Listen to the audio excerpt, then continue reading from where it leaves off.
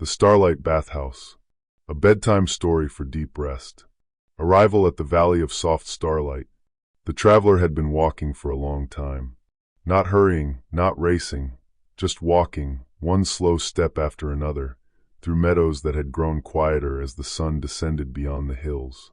The air had turned cool and gentle, the kind of coolness that brushed against the skin like silk, soft and welcoming.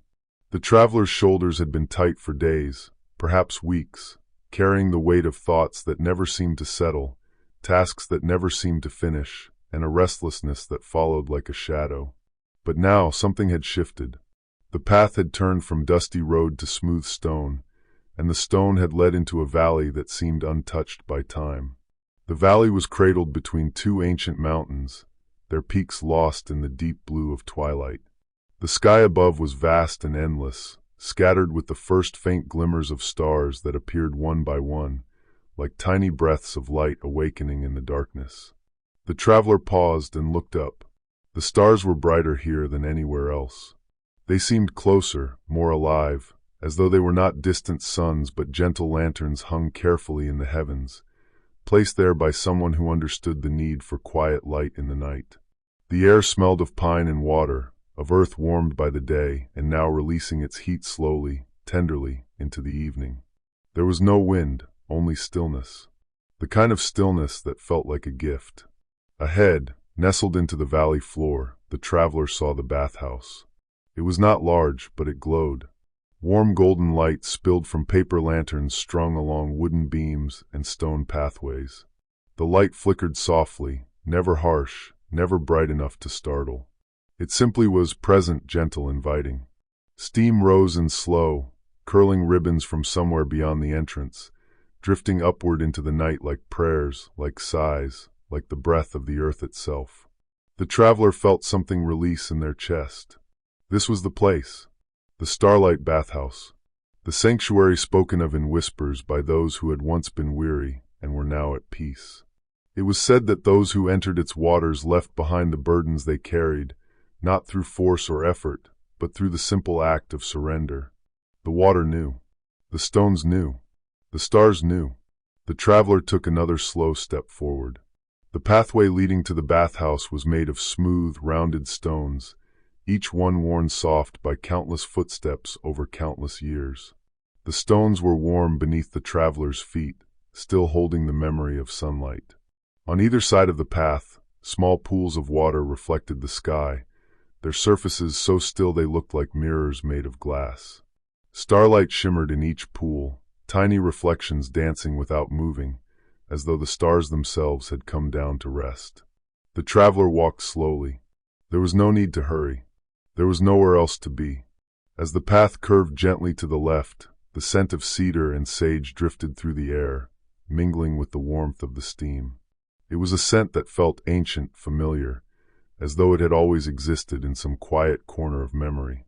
The traveler breathed it in, and with each breath, the tightness in their chest softened a little more. The valley seemed to hold the traveler like a cradle. No sounds came from the world beyond. No voices, no engines, no clamor. Only the faint whisper of water, moving somewhere nearby, a sound so soft it was almost a feeling rather than a noise. The traveler's heartbeat slowed. Their thoughts, which had been circling endlessly, began to drift apart like clouds dispersing after a storm. Ahead, the entrance to the bathhouse waited, glowing softly in the gathering darkness. The doors were made of dark wood, smooth and polished, with symbols carved into their surface, moons and stars, waves and mountains, all intertwined in patterns that seemed to shift in the lantern light. The traveler reached out and rested their hand against the wood. It was warm. Not hot, but warm, as though the bathhouse itself had been waiting, holding its warmth for this very moment. The traveler stood there, hand against the door, feeling the warmth seep into their palm, into their wrist, into their arm. They closed their eyes and let the warmth spread further, into their shoulders, their neck, their spine. It felt like being welcomed. It felt like coming home. When the traveler opened their eyes again, the door had opened on its own, or perhaps they had simply not noticed themselves opening it. It did not matter. The threshold was crossed, and the glow from within beckoned softly, a light that promised rest, comfort, and the deep, abiding peace of a place where nothing was rushed, nothing was demanded, and nothing was ever taken that was not freely given. The travelers stepped inside. The warmth wrapped around them immediately, not oppressive but embracing, like being folded into the arms of someone who understood without needing words. The floor beneath their feet was smooth stone, warm and slightly damp, and the air was thick with steam that moved lazily through the space, soft and dreamlike. The traveler paused just inside the entrance, allowing their eyes to adjust, allowing their body to settle into the warmth. They could feel the tension beginning to leave their muscles, could feel the weight they had been carrying start to dissolve, as though the bathhouse itself was gently, patiently taking it from them. The valley outside was silent. The stars above were bright. The bathhouse glowed softly in the night, a beacon of rest in a world that had forgotten how to be still. And the traveler, for the first time in a long time, felt ready to let go. The bathhouse entrance and gentle lantern glow. The entrance hall of the Starlight Bathhouse was not a hall at all, not in the way the traveler had imagined. It was more like a room that breathed, a space that seemed to expand and contract gently with the rhythm of the steam that drifted through it. The ceiling was high, supported by wooden beams that had darkened with age to a deep, rich brown, almost black in the soft light. Lanterns hung from these beams on thin chains, each one glowing with a warm, amber light that flickered occasionally, creating shadows that moved across the walls like gentle hands. The walls themselves were made of smooth stone, pale gray and cream, with veins of darker minerals running through them like rivers on a map. The stone radiated warmth, as though the entire bathhouse had been built upon some ancient source of heat that rose up from deep within the earth. The traveler could feel it through the soles of their feet, a steady, comforting warmth that traveled up their legs and settled in their hips, their lower back, places where tension had lived for so long it had become familiar. The traveler stood still, breathing slowly. With each breath, the scent of the bathhouse filled their lungs. It was not just cedar and sage now, but also hints of jasmine, of lavender, of something sweet and green that had no name, but felt like the memory of summer evenings, of gardens after rain, of quiet moments that had once been forgotten, but were now being gently remembered. To the left, a low wooden bench sat against the wall, its surface worn smooth by countless visitors who had paused there to remove their shoes, to untie laces, to begin the slow process of leaving the outside world behind. A small woven basket rested beneath the bench, and beside it, a pair of soft cotton slippers waited, pale gray and simple, the kind that made no sound when walking. The traveler moved toward the bench, each step slow and deliberate. There was no rush. There would never be rush here. The bathhouse did not hurry. It simply waited, patient as stone, warm as sunlight, constant as the stars. Sitting down on the bench, the traveler felt the wood give slightly beneath their weight, not creaking but settling, accommodating. The traveler bent forward and began to unlace their shoes, fingers moving slowly, almost dreamlike. Each loop of the lace came undone with a soft whisper, and as the shoes were removed and set aside, the traveler felt as though something else was being removed as well. Some invisible layer of urgency, of obligation, of the need to be anywhere other than exactly here, exactly now. The travelers slipped their feet into the cotton slippers. They were soft, warm, as though they had been sitting in sunlight all day. The traveler's toes relaxed, spreading slightly, releasing tension that had been held so long it had become invisible. Across from the bench, a large ceramic basin sat atop a low stone pedestal. The basin was filled with water, so clear it looked like liquid glass. A wooden ladle rested across the rim, its handle smooth and dark with age. Above the basin, a small window looked out into the night, and through it, the stars were visible, bright, unwavering, eternal. The traveler rose slowly and moved toward the basin. The water inside caught the lantern light and held it, glowing softly from within. The traveler lifted the ladle, dipping it into the water. The sound was gentle, a quiet splash, a soft ripple that spread across the surface in widening circles. The traveler brought the ladle to their lips and drank. The water was cool, clean, with a faint mineral taste that was both earthy and pure. It traveled down the traveler's throat, and with it came a sensation of clarity, of freshness, as though the water was washing away not just thirst but something deeper. Worry, perhaps, or the residue of sleepless nights, of thoughts that circled endlessly without resolution. The traveler drank again, slower this time, savoring the coolness, the simplicity of it. When the ladle was returned to the basin, The traveler noticed a set of folded garments resting on a small shelf beside the pedestal. The fabric was soft, natural, undyed, a pale cream color that seemed to glow faintly in the lantern light. The garments were simple, a loose robe that tied at the waist, made from fabric so light it felt like wearing a cloud. The traveler understood, without needing to be told, that these were meant for them. In the corner of the entrance hall, behind a folding screen painted with images of mountains and waterfalls, the traveler changed slowly, folding their own clothes with care and setting them aside. The robe slipped over their shoulders like a whisper, the fabric barely touching their skin, allowing the air to move freely around their body. The tie at the waist was soft, not restrictive, just enough to hold the robe in place. The traveler emerged from behind the screen and looked down at themselves. They looked different now, softer, somehow less defined by the world outside and more aligned with the space they were in. The robe moved with them as they walked, flowing gently, making no sound. Ahead, an arched doorway led deeper into the bathhouse.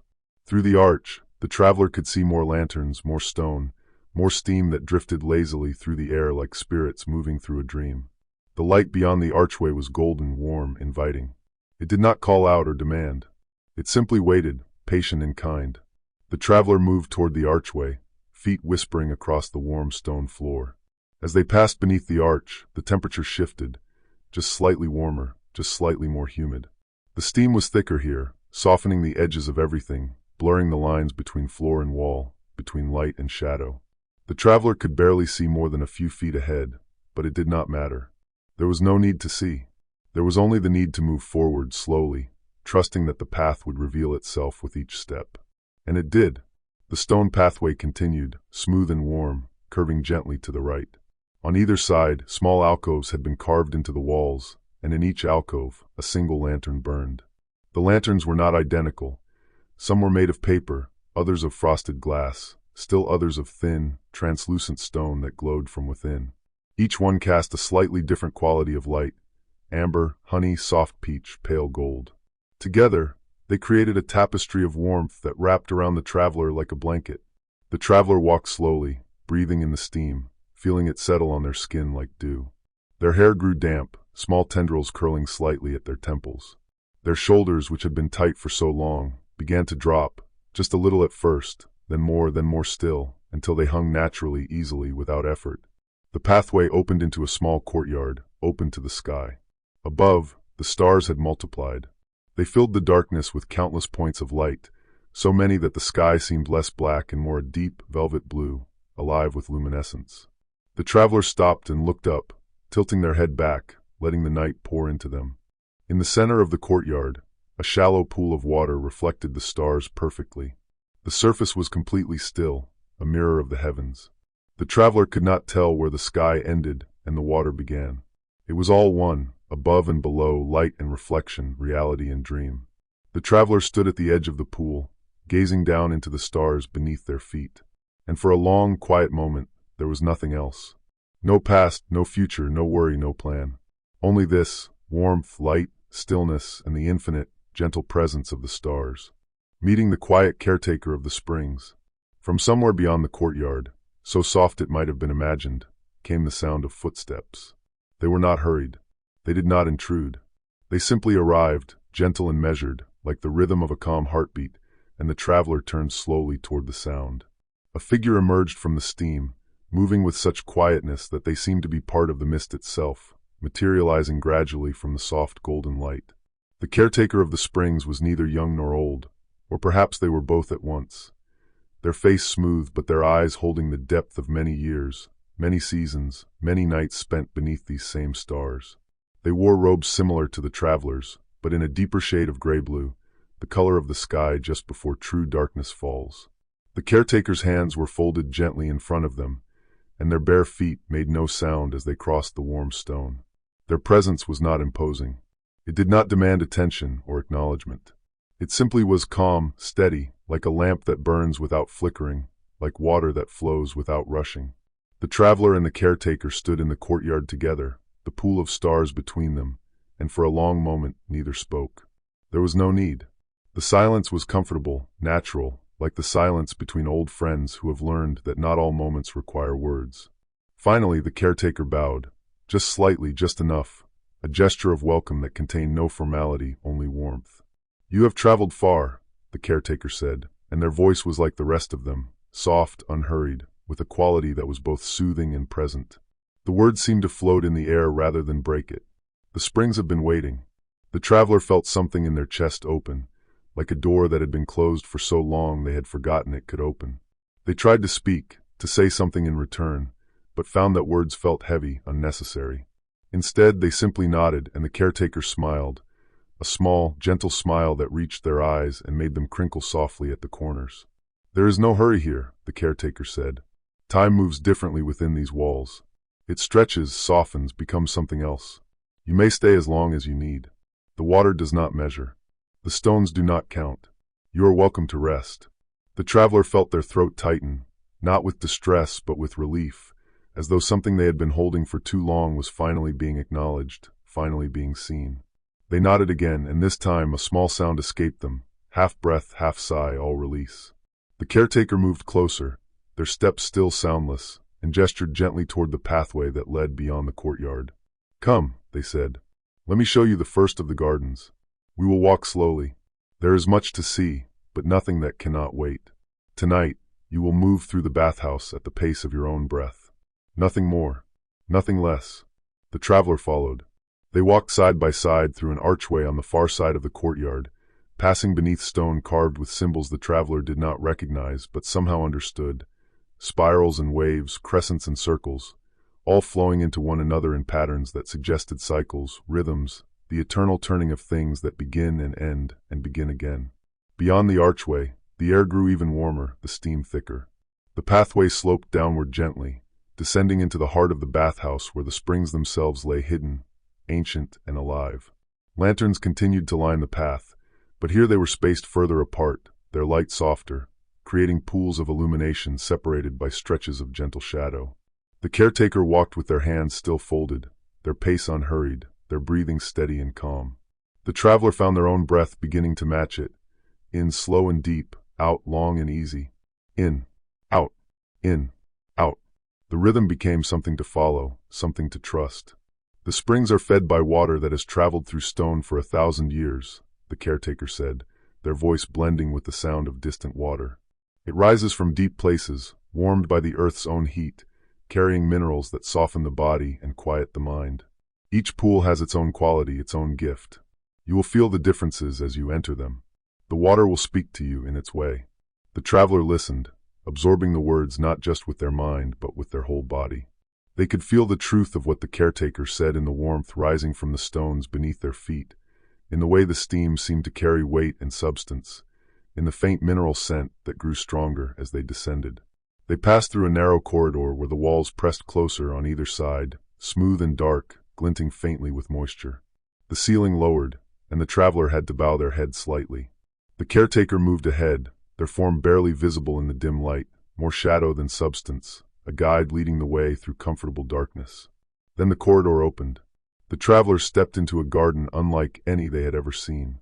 It was not a garden of flowers or trees, though there were living things here, mosses that grew thick and lush on the stones, ferns that unfurled in the warm, moist air, their fronds a deep, vivid green even in the lantern light. The garden was built around water. Everywhere the traveler looked, there was water, pools of varying sizes, some small enough to hold only one person, others large enough to lose oneself in. The pools were separated by smooth stone pathways and low walls of river rock, and each one steamed gently, the vapor rising in slow spirals that twisted and braided together overhead. The sound of water was constant but never loud, a soft burble here, a gentle trickle there, the quiet lap of small waves against stone edges. It was the sound of life, of movement without urgency, of continuity. The caretaker stopped beside the first pool and turned to the traveler. The lantern light caught their face, illuminating the kindness there, the deep, abiding patience. "This garden is called the Garden of Mist and Memory," the caretaker said. "Many who come here find that as they move through the waters, things they have carried begin to surface, thoughts, feelings, moments they have not allowed themselves to remember or release. The water does not force this. It simply allows. If something rises, let it. If nothing comes, that is also perfect. There is no right way to be here. Only your way." The traveler looked at the pool beside them. The water was pale blue in the lantern light, almost luminescent, as though it held light within itself. The surface moved gently, disturbed by the bubbling of hot springs beneath, creating patterns that never quite repeated, never quite resolved. The caretaker reached down and trailed their fingers through the water. The temperature is warm, but not too warm. It will not shock you. It will welcome you, as the bathhouse welcomes you. They straightened and looked at the traveler with those deep, calm eyes. When you are ready, you may enter. I will remain nearby, should you need anything. But you will not need anything. The water provides all. The traveler stood alone at the edge of the first pool, the steam rising around them, the lanterns glowing soft and steady, the stars visible through gaps in the ceiling where the garden opened to the sky.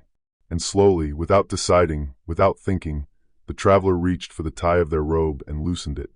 The walk through the warm mist gardens. The robe slipped from the traveler's shoulders and pooled softly at their feet, a pale whisper of fabric against warm stone. The air touched their skin, not cold, never cold here, but gentle and warm, the same temperature as breath, as though the garden itself were breathing with them. The traveler stood bare and unashamed, alone in the quiet glow of lantern light, and felt no vulnerability, only openness, only readiness. They stepped forward. The first touch of water against their foot was like a greeting, warm and welcoming, neither too hot nor too tepid, but exactly right, as though the pool had been waiting, adjusting itself, preparing for this exact moment. The traveler lowered their other foot into the water, then stepped down onto the submerged stone step that led deeper into the pool. The water rose slowly, over ankles, over calves, over knees. Each inch brought new warmth, new softness, and the traveler descended one careful step at a time, hands trailing along the smooth stone edge for balance. The pool deepened gradually, gently, never suddenly, and when the water reached the traveler's waist, they paused. The warmth had soaked into their muscles, had begun the slow work of unraveling the knots that lived deep in their lower back, their hips, their thighs. The traveler could feel tension they hadn't even known they were holding beginning to dissolve, melting away into the water like salt, like sugar, like something that had once been solid, but was always meant to return to liquid. They took another step, and the water rose to their chest. The traveler's breathing deepened automatically, their ribs expanding against the gentle pressure of the water, their lungs filling more completely than they had in weeks. With each exhale, something released. With each inhale, something softened. The rhythm became everything, breath and water, warmth and release, over and over, steady and sure. The traveler let go of the edge and stood freely in the center of the pool. The water moved around them, barely perceptible currents created by the natural springs beneath, warm ribbons of slightly different temperatures wrapping around legs and torso, never uncomfortable, always varying, always alive. The traveler closed their eyes and simply stood, arms floating loosely at their sides, head tilted slightly back, feeling the steam settle on their face like a blessing. Time passed. It might have been moments. It might have been much longer. There was no way to tell, and no need to know. When the traveler finally opened their eyes, they saw the caretaker still sitting on the stone bench, eyes still closed, still as a statue, still as stone itself. The sight was comforting, knowing they were not alone, yet not being watched, not being observed. Simply accompanied, held by presence without intrusion. The traveler moved slowly through the water toward the far edge of the pool, where stone steps led upward and out. The water released them gradually, reluctantly, as though it would have liked them to stay, but understood that there were other pools, other waters, other forms of healing waiting beyond. At the edge of the pool, a large square of soft cotton cloth lay folded on a warming stone.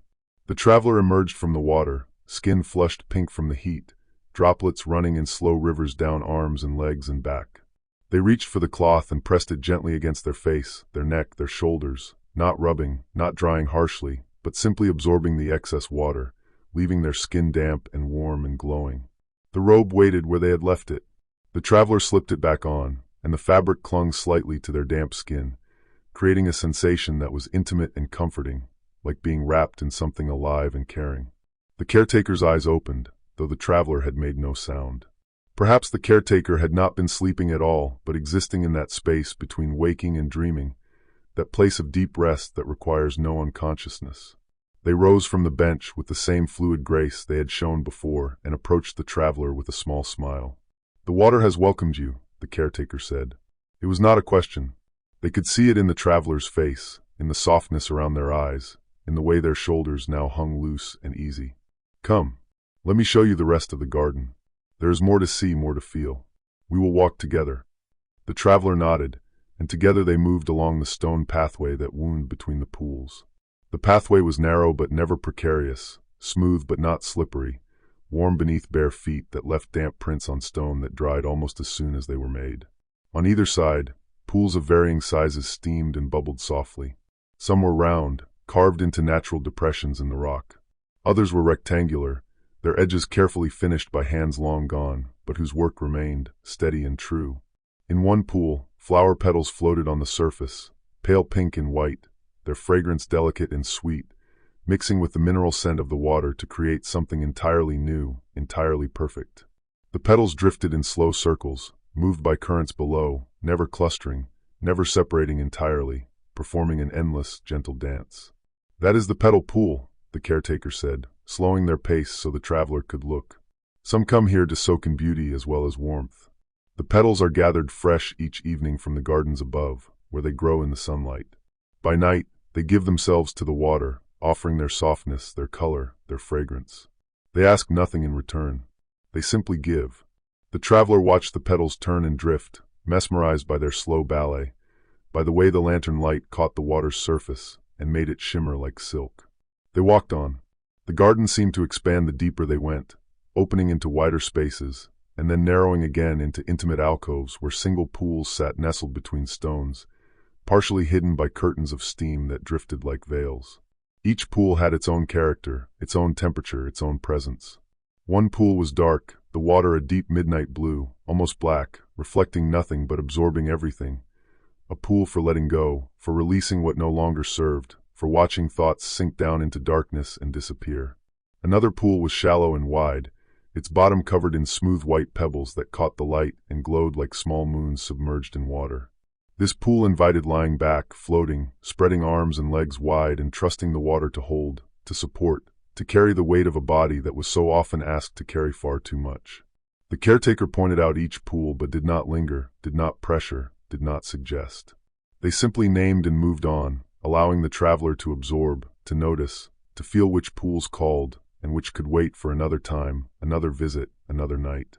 Between the pools, ferns grew in thick clusters, their fronds unfurling in the warmth and moisture, reaching toward the lantern light like hands reaching toward the sun. Moss covered every surface that wasn't regularly touched, soft, lush moss in shades of green so deep they were nearly black, cushioning the stones, muffling sound, adding to the sense that this place existed outside of ordinary time, outside of ordinary space. The traveler reached out as they walked and let their fingers trail through the fronds of a fern.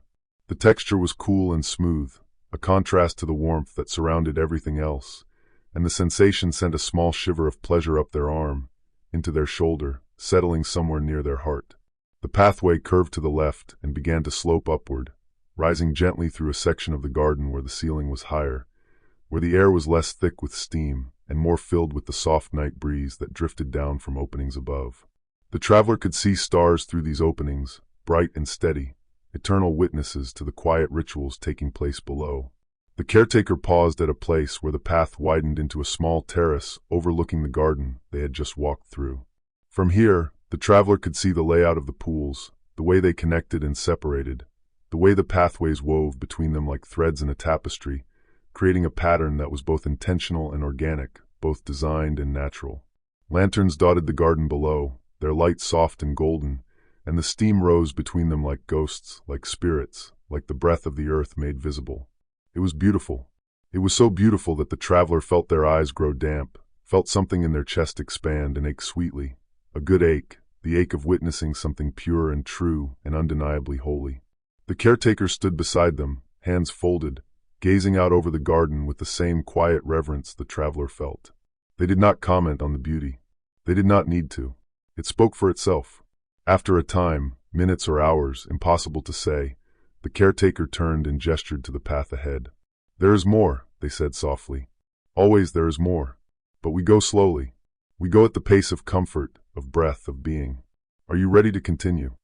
The traveler looked back at the garden one more time, memorizing the sight, the feeling, the peace of it. Then they turned to the caretaker and nodded. "Yes. Ready. Always ready here for whatever came next." Together they walked on, leaving damp footprints on warm stone, moving deeper into the heart of the Starlight Bathhouse, where other wonders waited, patient and kind, in the gentle darkness. The first pool, the basin of tranquil water. The pathway led them through a narrow passage where the walls seemed to lean inward, creating a sense of being held, cradled, protected. The stone here was darker, almost charcoal in color, and it gleamed with moisture that caught the lantern light and reflected it back in subtle, shifting patterns. The traveler ran their hand along the wall as they walked, feeling the coolness of the stone against their palm, the slight texture of minerals that had crystallized over years, over decades, over centuries. The passage opened suddenly into a chamber that took the traveler's breath away. It was circular, carved entirely from living rock, the walls rising in a smooth curve to meet overhead in a dome that had been left open at its peak. Through this opening, the night sky was visible, a perfect circle of darkness filled with stars so bright they seemed to pulse with their own heartbeat. The starlight fell down through the opening like a tangible thing, like water made of light, pooling on the surface of the basin below. The basin itself sat in the exact center of the chamber, perfectly round, its edges smooth and worn. The water within was so still, so absolutely motionless, that it looked like glass, like polished stone, like a mirror that reflected not just the stars above but something deeper, something older, something that existed beyond sight. The caretaker moved to the edge of the basin and knelt, their movements slow and reverent. They dipped their hand into the water, and the surface broke with the softest sound, a whisper, a sigh, ripples spreading outward in perfect concentric circles that caught the starlight and scattered it into 1,000 tiny points of brilliance. "This is the basin of tranquil water," the caretaker said, their voice barely above a whisper, as though speaking too loudly would disturb something sacred. "It is the oldest pool in the bathhouse, the first that was discovered when this place was found, long ago, by those who came seeking rest. The water here does not rise from heated springs. It comes from somewhere else, somewhere deep and quiet, and it is always cool, always clear, always still." The traveler moved closer, drawn by the luminous quality of the water, by the way the starlight seemed to live within it rather than simply reflect off it. They knelt beside the caretaker, and together they looked down into the depths. The basin was deeper than it appeared. The traveler could see down through the crystal-clear water to the bottom, where pale sand lay smooth and undisturbed, and yet the bottom seemed far away, impossibly far, as though looking through water into another world, another time, another dimension where distance worked differently. "Many come here not to soak but to sit," the caretaker continued, their voice soft and measured. "They come to be near the water, to look into it, to let it show them what they need to see. Some see their own face reflected and find peace in recognizing themselves. Some see the stars and find comfort in being part of something vast. Some see nothing at all and find relief in emptiness." The travelers stared into the water, their breath slowing even further, their heartbeat becoming something distant and quiet, barely noticeable. The surface had gone still again after the caretaker's touch, becoming once more a perfect mirror. The traveler could see their own face looking back, soft in the dim light, features gentle, eyes dark and deep, and holding a quietness that hadn't been there before. They looked different, or perhaps they looked more like themselves than they had in a long time. The caretaker rose gracefully and moved to a low stone bench that curved along the wall of the chamber. They settled there, folding their hands in their lap, and closed their eyes, giving the traveler space, giving them privacy, giving them permission to be alone with the water, with the stars, with themselves. The traveler remained kneeling at the edge of the basin. Time softened here, became something fluid and unmeasurable. The traveler simply stayed, breathing slowly, looking into the still water, watching the stars reflected there, those distant fires that had been burning for eons, that would continue burning long after this moment, after this night, after this life. There was something deeply comforting in that continuity, in knowing that the stars cared nothing for worry, for deadlines, for the small and large anxieties that filled human days. They simply shone, steady and true, asking nothing, offering light. The traveler reached out slowly and let their fingertips touch the surface of the water. It was cool, yes, but not cold. It was refreshing in a way that made the skin tingle slightly, made awareness sharpen for just a moment before softening again. The water felt alive, though it did not move. It felt present, though it made no sound. The traveler let their whole hand slip beneath the surface, and the coolness traveled up their arm, into their shoulder, spreading through their chest like clarity, like clean air, like the first breath after a long time holding still. They brought their wet hand to their face and pressed the coolness against their forehead, their temples, their closed eyelids. The water dripped slowly down their cheeks like tears, like release, like the washing away of something that had been held too long. The traveler opened their eyes and looked again into the basin. The reflection had changed, or perhaps they were seeing differently now. The face looking back seemed softer still, younger somehow, unburdened. The eyes held light, starlight, waterlight, some inner light that had been dim but was now, slowly, beginning to glow again. Behind their reflection, the stars wheeled slowly overhead, moving through their ancient paths, indifferent and eternal and beautiful. The traveler sat back on their heels and simply breathed, hands resting loosely in their lap, wet palm turned upward, catching the faint starlight. They could feel their heartbeat in their chest, slow and steady, a drum that had found its natural rhythm again after being rushed for so long. They could feel their breath moving in and out, cool air entering, warm air leaving, the eternal exchange that sustained life, that connected them to everything that breathed, everything that lived. Minutes passed. Many minutes. The chamber held them in its stone embrace, and the water held the stars, and the stars held their ancient light, and everything was connected, everything was one, everything was exactly as it needed to be. Eventually, though there was no rush, no urgency, no demand, the traveler rose slowly to their feet. Their knees were slightly stiff from kneeling, but the stiffness was not unpleasant. It was simply sensation, simply the body making itself known, asking for gentle movement, for slow stretching, for care. The caretaker's eyes opened, as if they had felt the traveler's movement, though they had made almost no sound. The caretaker smiled, that same small, gentle smile that transformed their face into something warm and knowing and kind. "The basin has given you what you needed," the caretaker said. Again, not a question, simply recognition. The traveler nodded. They did not know exactly what they had been given, could not name it or define it, but they felt it, a settling, a centering, a return to something essential that had been misplaced but never truly lost. "Come," the caretaker said, rising from the bench. "There are other places, other waters. Each one offers something different. Each one asks only that you receive what it offers, nothing more. We will continue slowly, always slowly, until you feel you have had enough, or until you feel ready to rest. There is a place for resting when the time comes. But we are not there yet." The traveler followed the caretaker toward an archway on the opposite side of the chamber, one they had not noticed before, so perfectly did it blend with the curve of the wall. As they walked, they glanced back once at the basin of tranquil water, at its perfect stillness, at the stars living in its depths. The water remained undisturbed, mirror-smooth, eternal. The traveler turned away and continued forward, through the archway, into the next passage, trusting the path, trusting the caretaker, trusting the ancient wisdom of the bathhouse that knew, without being told, exactly what each person who entered needed most. The passage beyond was narrow again, but this time it curved upward, ascending in a gentle spiral that wound around itself like a shell, like a prayer, like something that turned inward even as it moved forward. The walls here were lighter in color, pale gray with veins of white quartz that caught what little light penetrated this far and held it, making the stone seem to glow faintly from within. The traveler could hear water again, not the silence of the basin behind them, but a new sound, distant and hushed, like rain falling on stone, like wind moving through leaves, like something both water and not water, both sound and silence, both presence and absence. The caretaker moved steadily upward, their bare feet making no sound on the smooth stone steps that appeared naturally in the spiral pathway, as if the stone itself had decided to make climbing easier, more comfortable, more gentle.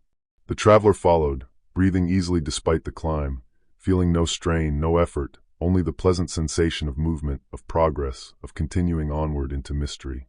The sound of water grew louder, clearer, more defined. And ahead, the passage began to glow with a new light, not golden like the lanterns, but silvery, cool like moonlight, like starlight filtered through mist, like something that belonged to night itself. The caretaker paused at the top of the spiral and turned back to look at the traveler, who had stopped one step behind. The silvery light illuminated the caretaker's face, making them look both ancient and ageless, both present and somehow distant, a guide who walked between worlds, between waking and dreaming, between the solid and the ephemeral. "What comes next," the caretaker said softly, "is a place of sound and mist. It may feel different from the stillness you just experienced, but it is no less healing, no less important. Trust what you feel. Trust what the steam shows you. Trust that you are held here, always held, always safe." The traveler nodded, and together they stepped through the final curve of the spiral, emerging into a chamber unlike any the traveler had yet seen. A chamber of vapor and echoes, where water became air, where sound became sensation, where the boundaries between inside and outside, between self and world, grew thin and permeable and beautiful. The steam chamber of celestial echoes. The chamber opened before them like the interior of a vast seashell, its walls curving organically upward and inward, meeting somewhere high above in shadows that the silvery light could not quite penetrate. The walls were not smooth here. Instead, they were textured with countless small indentations, patterns that looked almost like honeycomb, or perhaps like the surface of coral, rough and intricate and endlessly detailed. But it was not the walls that captured the traveler's attention. It was the air itself. The chamber was filled with steam so thick it was almost tangible, almost solid, moving in slow, rolling waves that drifted from one side of the space to the other like living things, like spirits, like breath made visible and given autonomy. The steam caught the silvery light and diffused it, scattering it into 1,000 soft particles that created an atmosphere of luminescence without any clear source of illumination. Everything glowed. Everything was both visible and obscured, both present and dreamlike. The sound the traveler had heard from the passage was louder here, but no less mysterious. It came from all directions at once, a gentle rushing that might have been water falling, might have been wind moving through stone, might have been the collective whisper of everyone who had ever entered this chamber, their voices still echoing softly through the textured walls, combining and recombining into something that was almost music, almost language, almost silence. The traveler stood at the threshold, hesitant not from fear but from awe, from the sense that they were about to enter a space that existed just slightly to the left of ordinary reality, where the rules were different, where perception shifted, where healing happened in ways that could not be measured or explained.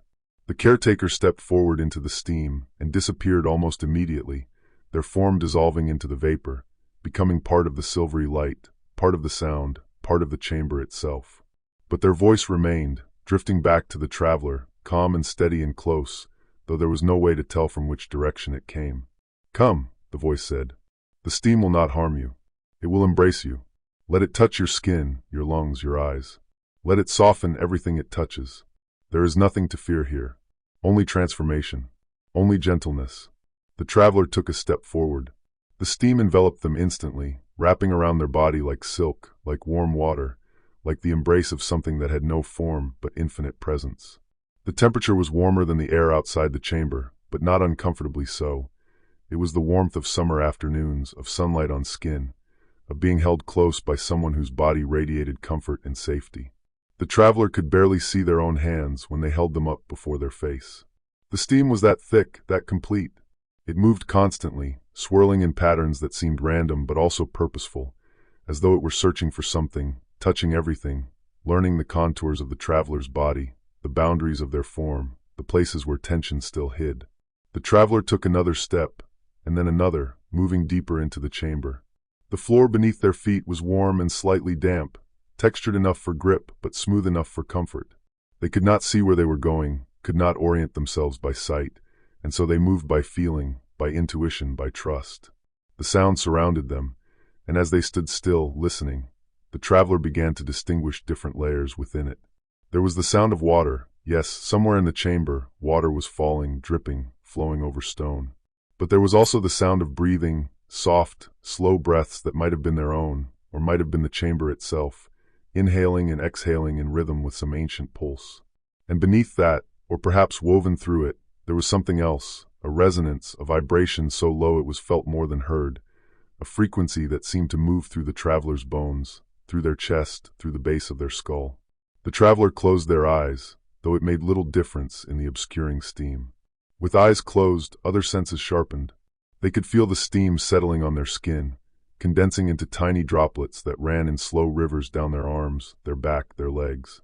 They could feel the warmth penetrating deeper, into muscles, into joints, into the small spaces between bones where tension lived in hiding. They could feel their lungs expanding, filling with the warm, mineral-scented air, and as they exhaled, they could feel something releasing. Not just breath, but worry, but tightness, but the accumulated weight of days that had required too much and offered too little rest. The travelers stood in the center of the steam chamber, or at least they thought it was the center, though direction had become meaningless, and simply breathed. In long and deep. Out longer still. In. Out. The rhythm slowed even further, each breath taking more time, becoming more conscious, more intentional, until breathing itself became a meditation, a practice, a form of prayer. Time dissolved completely here. The traveler might have stood for 5 minutes or 50. There was no way to measure, no desire to measure. They simply existed, suspended in warmth and vapor and sound, held by the chamber as completely as they had ever been held by anything. Gradually, they became aware of another presence in the steam. Not threatening, not intrusive, simply there. The caretaker had remained, had not left them alone, though they were invisible, somewhere within the shifting layers of vapor. The traveler could sense them, could feel the quiet steadiness of their presence like an anchor, like a lantern whose light could not be seen, but whose warmth could still be felt. The steam knows, the caretaker's voice came, soft and close and somehow distant all at once. It knows where you hold pain. It knows where you hold memory. It knows where you have forgotten to breathe fully, to feel fully, to be fully present in your own body. Let it do its work. Let it touch what you have not been able to touch. Let it soften what you have not been able to soften. The traveler nodded, though no one could see the gesture. They let their head drop forward slightly, let their shoulders drop further still, let their arms hang loose at their sides, completely relaxed, completely surrendered. The steam moved over them, around them, through them. And as it did, images began to arise. Not visions exactly, but impressions, feelings, fragments of memory that drifted up from somewhere deep and long forgotten. A childhood afternoon lying in grass, watching clouds.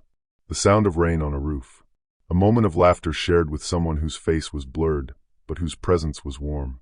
A feeling of being safe, of being held, of being exactly where they belonged. These images rose and drifted away like the steam itself, never lingering, never demanding attention, simply passing through, simply reminding the traveler that beneath all the accumulated layers of adult worry and responsibility, there was still a core of peace, of simplicity, of connection to something fundamental and true. The traveler felt tears on their face, mixing with the condensation from the steam, indistinguishable from it. The tears were not sad. They were release. They were relief. They were the body's way of letting go of what could not be held anymore, what had been held too long.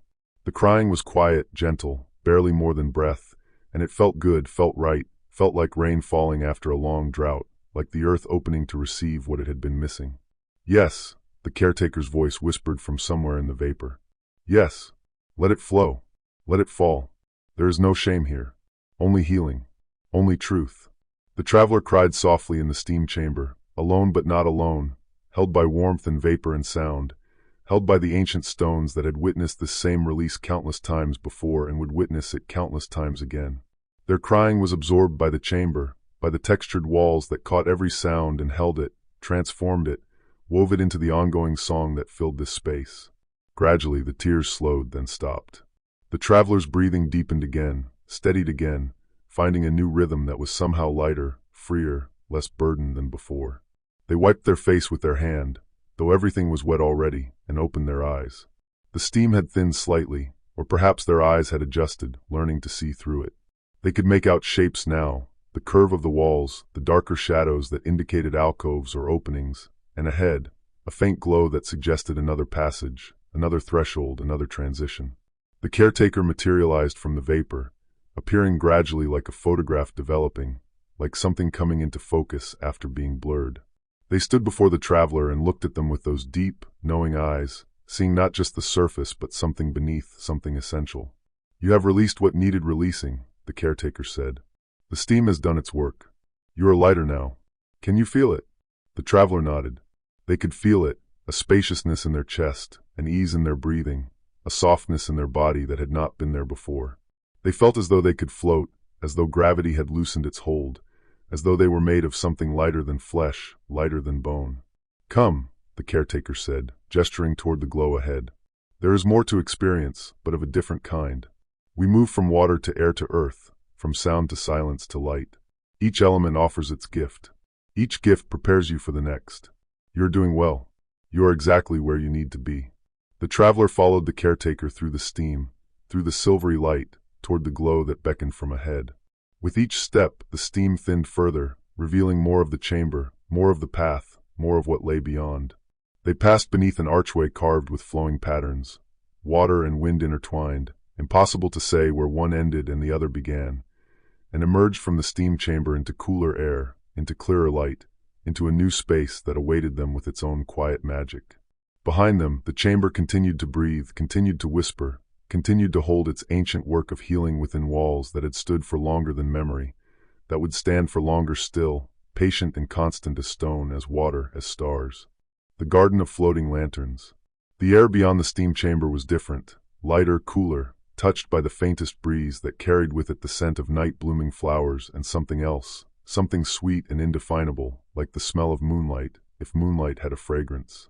The traveler breathed deeply, filling their lungs with this new air, feeling it crisp and clean after the thick warmth of the steam, feeling their skin cool slightly as the moisture on it evaporated, leaving them refreshed, awake in a new way, alert but not tense. They stood at the entrance to a garden unlike the one they had walked through before. This garden was open to the sky, completely open, with no roof, no covering, nothing between the ground and the infinite expanse of stars above. The night had deepened since the traveler had first arrived, and now the darkness was complete, velvety and rich, and the stars had multiplied until they filled every inch of visible sky, so numerous and so bright that they cast their own faint illumination, a silvery blue glow that was just enough to see by, just enough to navigate, just enough to create shadows that were soft rather than harsh. But the stars were not the only light. Throughout the garden, suspended at various heights above a series of interconnected pools and pathways, hundreds of lanterns floated. They hung from nothing, no chains, no ropes, no visible support, simply hovering in the air as though held by invisible hands, by magic, by the will of the garden itself. Each lantern was unique. Some were made of rice paper painted with delicate images of cranes and cherry blossoms. Others were crafted from thin silk dyed in gradients of color, pale pink fading to cream, deep blue melting into violet, soft green dissolving into gold. A few were made of perforated metal that cast intricate patterns of light and shadow, creating lace-like designs that shifted and danced across the surface of the water below. The lanterns swayed gently in the breeze, moving in slow, coordinated patterns as though performing a carefully choreographed dance. Some rose slightly, drifting upward a few inches before descending again. Others drifted horizontally, traveling in lazy circles around the garden before returning to their original positions. They never collided, never tangled, never disturbed one another's paths. They simply floated, glowing softly, filling the garden with warm, living light that complemented the cool starlight from above. The traveler stood transfixed, mouth slightly open, unable to fully comprehend what they were seeing. It was impossible. It defied every law of physics, every rule of the rational world. And yet here it was, undeniably real, undeniably present, undeniably beautiful. The caretakers smiled at the traveler's expression. "The garden of floating lanterns," they said, their voice filled with quiet pride, quiet affection for this place. "No one knows how the lanterns float. They simply do. They have always done so, since the garden was first planted, since the first pools were carved. Some say the lanterns are held aloft by the prayers of those who have rested here. Others say they are kept in the air by the warmth rising from the water below. Still others believe they float because they are not truly lanterns at all, but something else, manifestations of peace, of hope, of the light that lives inside every person who has ever sought rest and found it." The traveler reached out slowly, as if to touch the nearest lantern, but it drifted away just before their fingers could make contact, bobbing gently upward and to the side, playful but not unkind, inviting pursuit but not quite allowing capture. "They will not be caught," the caretaker said, "but they will accompany you. Watch." The caretaker stepped forward onto a pathway that led between two large pools, and as they walked, several lanterns drifted down from higher positions, descending until they floated just above the caretaker's head, following their movement, providing light for their steps. The caretaker walked slowly, and the lanterns matched their pace exactly, never rushing, never lagging, perfectly synchronized to their movement. The traveler followed, and immediately, their own constellation of lanterns descended to hover around them. 3 paper lanterns painted with silver stars, a silk lantern the color of deep water, and a small metal one that cast geometric patterns of light across the traveler's hands and arms as they walked. It felt like being accompanied by fireflies, by spirits, by gentle guardians whose only purpose was to light the way, to provide comfort, to transform the simple act of walking into something magical, something sacred. The pathway wound between the pools, which were smaller here than in the previous garden, but no less beautiful.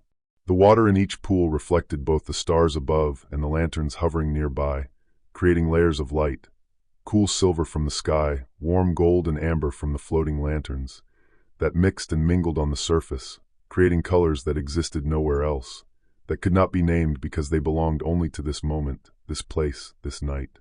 In one pool, lily pads floated, their broad leaves dark green and glossy, and resting on several of them were tiny lanterns no larger than the traveler's fist, glowing like magical flowers, like wishes made tangible, like dreams that had taken physical form.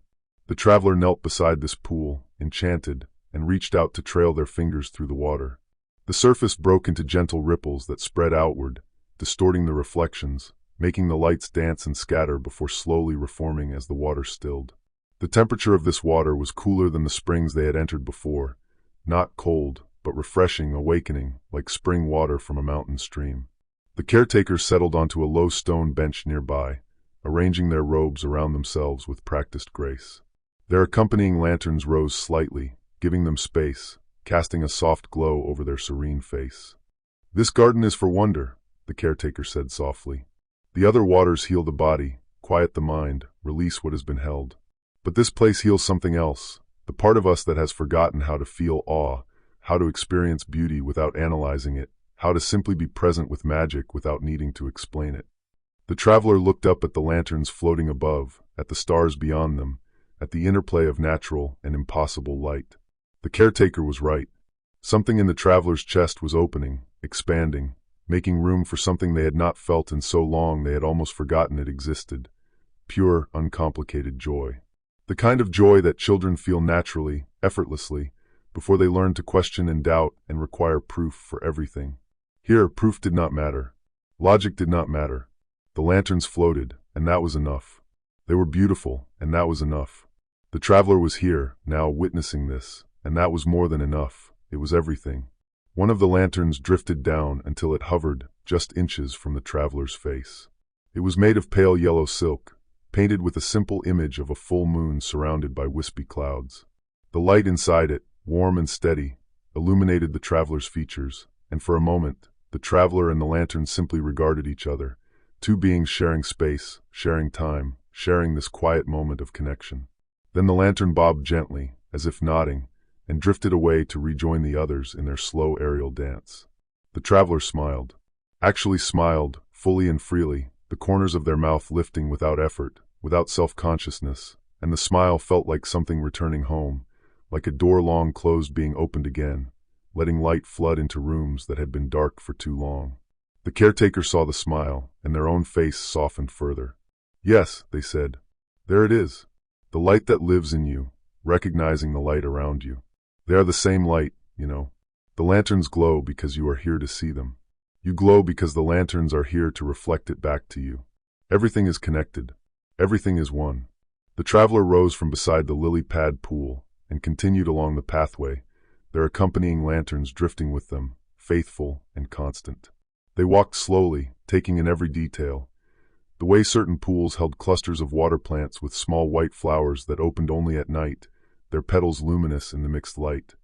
The way some pathways were lined with smooth river stones that had been arranged in spiraling patterns, each stone a different shade of gray and white and black, creating mandalas that drew the eye inward, toward centers that seemed to hold infinity. The way the breeze moved through the garden carrying whispers and fragrances, never strong enough to disturb, but always present enough to remind the traveler that they were alive, that air moved through their lungs, that they were part of the breathing world. At the far end of the garden, the pathway opened into a wider space where a single large pool dominated. This pool was different from the others. Its water was darker, deeper, and perfectly still, and floating on its surface were dozens of lanterns, each one resting on the water rather than hovering above it. They formed a constellation on the pool's surface, a mirror of the stars above, and the effect was disorienting and beautiful. It was impossible to tell where sky ended and water began, where up became down, where the real ended and the reflection started. The caretaker walked to the edge of this pool and gestured for the traveler to join them. "You may enter this pool if you wish," the caretaker said. "The lanterns will make room for you. The water will hold you. Many choose to float here, looking up at the stars, surrounded by light, feeling neither heavy nor weightless, but simply held, simply present, simply at peace." The traveler looked at the pool, at the lanterns floating on its surface, at the perfect stillness of the water. Something in them wanted to enter, wanted to feel that embrace of water and light, wanted to float suspended between earth and sky, held by both, claimed by neither. They untied their robe and let it fall, and this time there was no hesitation, no self-consciousness, only readiness. The air touched their skin, cool and gentle, and the lanterns around them seemed to glow a little brighter, as if in approval, as if in welcome. The traveler stepped to the edge of the pool and carefully, slowly, lowered themselves into the water. It was cooler than the springs but warmer than they expected, perfectly balanced, perfectly temperate, neither giving heat nor taking it, simply existing at the exact temperature that allowed the body to relax completely without any adjustment, any compensation, any effort.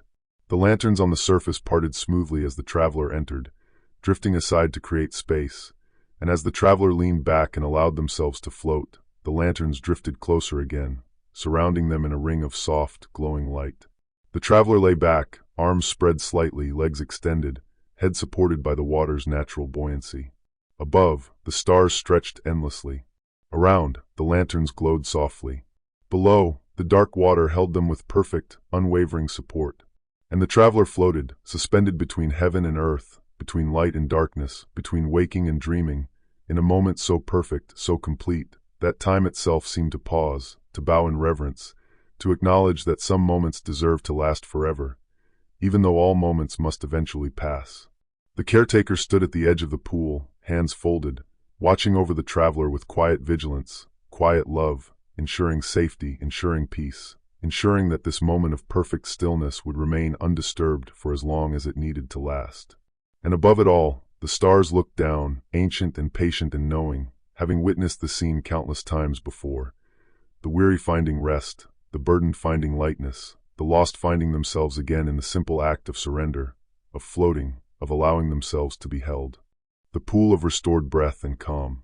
The traveler floated in the pool of lanterns for a time that could not be measured, minutes blending into one another like watercolors on wet paper, creating something beautiful and formless and impossible to separate into distinct moments. The water held them with perfect constancy, never wavering, never allowing them to sink, and gradually, imperceptibly, the traveler's breathing slowed even further, becoming so subtle, so refined, that each breath seemed to take an eternity to complete. In slowly, deeply, feeling the air fill the lungs from bottom to top, expanding the belly first, then the ribs, then the upper chest, until there was no more room, until the body was completely full of breath, of life, of the night air touched by water and flowers and starlight. Then the pause, that sacred space between breathing in and breathing out, that moment of perfect stillness when the body holds everything, contains everything, becomes a vessel filled to the brim with existence itself. And finally out, releasing slowly, consciously, feeling the air leave from the top of the lungs first, then the middle, then the bottom, emptying completely, letting go of everything, surrendering everything, until there was nothing left inside but space, openness, readiness to begin again. The traveler became aware, in this deep state of floating stillness, that their heartbeat had synchronized with something else, perhaps with the gentle lapping of water against the pool's edge, perhaps with the pulsing of the lantern light, perhaps with the breath of the caretaker standing watch nearby, or perhaps with something even deeper, some fundamental rhythm of the earth itself, some pulse that existed beneath all other rhythms, holding them all, connecting them all, making all separate. Things one continuous flow. Eventually, though there was no urgency, no demand, the traveler felt ready to leave the pool. Not because the floating had become uncomfortable, but because something in them sensed that the journey was not complete, that other experiences waited beyond this one, that the path through the bathhouse continued to wind forward, offering new gifts, new forms of restoration, new depths of peace. The traveler brought their legs down slowly, finding the bottom of the pool with their feet, and stood. The water came to their waist, and as they stood, the lanterns that had surrounded them while they floated drifted away again, making space, respectful of boundaries, never clinging, never demanding, simply present when needed and absent when not. The traveler waded slowly to the edge of the pool, where the caretaker waited with a large, soft cloth that had been warming on a heated stone. The caretaker unfolded the cloth and held it open, and the traveler stepped from the water into the embrace of the fabric, wrapping it around themselves, feeling the warmth seep into their cool, damp skin. The cloth smelled of lavender and cedar, of herbs that had been dried in sunlight and woven into the fibers, and the scent was grounding, calming, a reminder that the body was returning to solidity, to form, to the gentle boundaries that separated self from world while still maintaining connection to it. "You floated well," the caretaker said softly, a note of approval in their voice. "Many cannot let go enough to truly float. They try to control it, to manage it, and in doing so they sink. But you surrendered. You trusted. The water rewarded your trust with perfect support." The traveler nodded, rubbing the cloth gently over their arms, their shoulders, absorbing the water but leaving their skin still slightly damp, still touched by the memory of floating, of weightlessness, of absolute release. The robe waited nearby, and the traveler slipped it back on, the fabric now familiar, comfortable, like a second skin that asked nothing and provided everything. The caretaker gestured toward a pathway that led away from the garden of floating lanterns, toward an area of the bathhouse the traveler had not yet explored. Some of the floating lanterns drifted along with them as they began to walk, accompanying them part of the way before gradually rising higher, returning to their slow dance above the pools, their work done, their light given freely and without expectation of return. The pathway here was made of smooth, dark wood, ancient planks that had been worn soft by countless footsteps over countless years. The wood was warm beneath the traveler's bare feet, and it gave slightly with each step, not creaking but breathing, flexing, alive in the way that natural materials remain alive even after being shaped and placed and used. On either side of the wooden pathway, tall grasses grew, their feathery tops swaying gently in the night breeze, creating a soft, whispering sound that was part rustle, part sigh, part song. The grasses were silvery in the starlight, and occasionally, tiny lights flickered among them.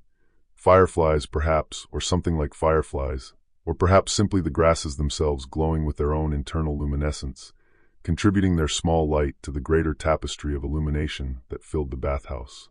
The pathway led them to a structure built partially into the hillside, a pavilion with a roof but open sides, supported by pillars carved from single pieces of wood, each one different, each one showing the natural patterns of growth rings, of branches that had once extended, of the tree's living history preserved even in its transformed state.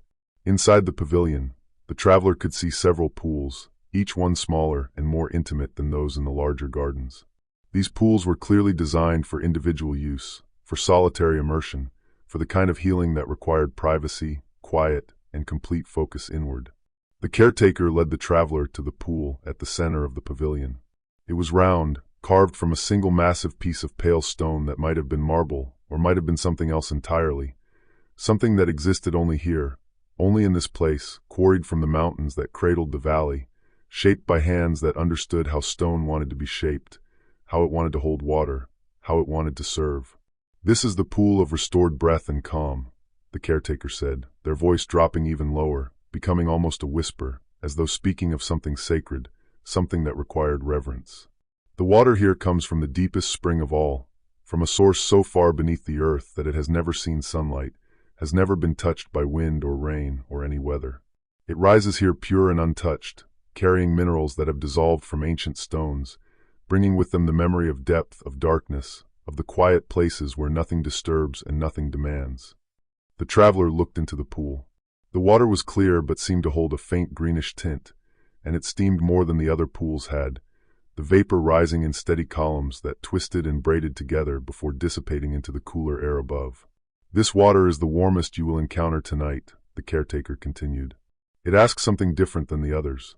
It asks you to sit in heat, to accept heat, to let heat penetrate so deeply that everything hidden, every tension, every holding, every small knot of resistance has no choice but to release. It is an intense experience, but not overwhelming. You will know when you have had enough. Your body will tell you. Listen to it. Honor what it says." The traveler nodded, understanding, and the caretaker moved to a bench at the edge of the pavilion, settling there, becoming still, becoming watchful without being intrusive, present without imposing. The traveler removed their robe once more and approached the pool. Even before entering, they could feel the heat radiating from the water, could feel it on their shins, their thighs, their belly as they drew closer. It was not threatening heat, but it was undeniable heat, the kind that could not be ignored, that demanded acknowledgement, that required full presence and awareness. The traveler placed one foot on the submerged step, and the heat enveloped it immediately. They paused, breathing, allowing their foot to adjust, to accept, to relax into the temperature. Then the other foot. Then another step down, and the water rose to their calves, hot and encompassing. The traveler continued slowly, giving their body time to acclimate, to redistribute blood flow, to open capillaries, to accept this intensity of warmth.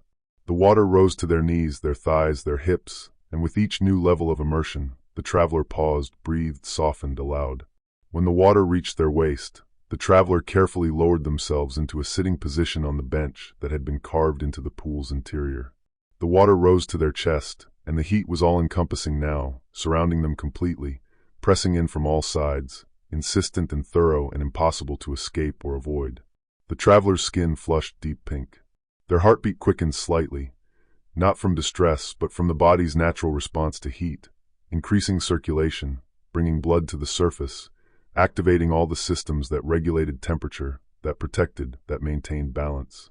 The traveler closed their eyes and focused on their breathing.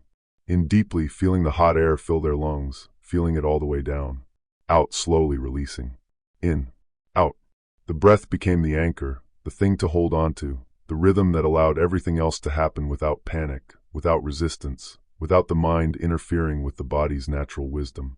Sweat began to form on the traveler's forehead, their upper lip, their scalp. It ran in small rivulets down their temples, their neck, their spine. The sensation was not unpleasant. It was simply the body doing what it needed to do, releasing excess heat through the skin, purifying, cleansing, letting go of what could be let go. The traveler sat in the heat, breathing steadily, and gradually, something remarkable happened. The heat stopped feeling like something external, something being imposed from outside. Instead, it began to feel like something internal, something that the traveler was generating themselves, as though the heat of the water and the heat of their own body had merged, had become indistinguishable, had become one continuous field of warmth that included both self and other, both inside and outside, both body and water. In this state of merged heat, of dissolved boundaries, the traveler felt tensions they had not even known they were carrying begin to release. Deep in their lower back, muscles that had been clenched for months, years perhaps, began to soften, to lengthen, to remember what relaxation felt like. In their jaw, which they had been unconsciously holding tight even through all the other pools and chambers, the tension finally released, and their mouth fell open slightly, their jaw hanging loose and easy and free. In their shoulders, which had been creeping upward toward their ears for so long it had become their default posture, something fundamental shifted. The shoulders dropped and kept dropping and dropped some more, until they hung in their sockets the way shoulders were meant to hang. Loose, mobile, responsive, no longer armored, no longer braced against some imagined threat. The traveler sat in the pool of restored breath and calm, and with each breath, each moment of sitting in undeniable heat, each small release of tension, they felt themselves being remade, being restored to some original design that had been distorted by years of stress, by years of holding, by years of forgetting what it felt like to be truly, completely relaxed. Time passed.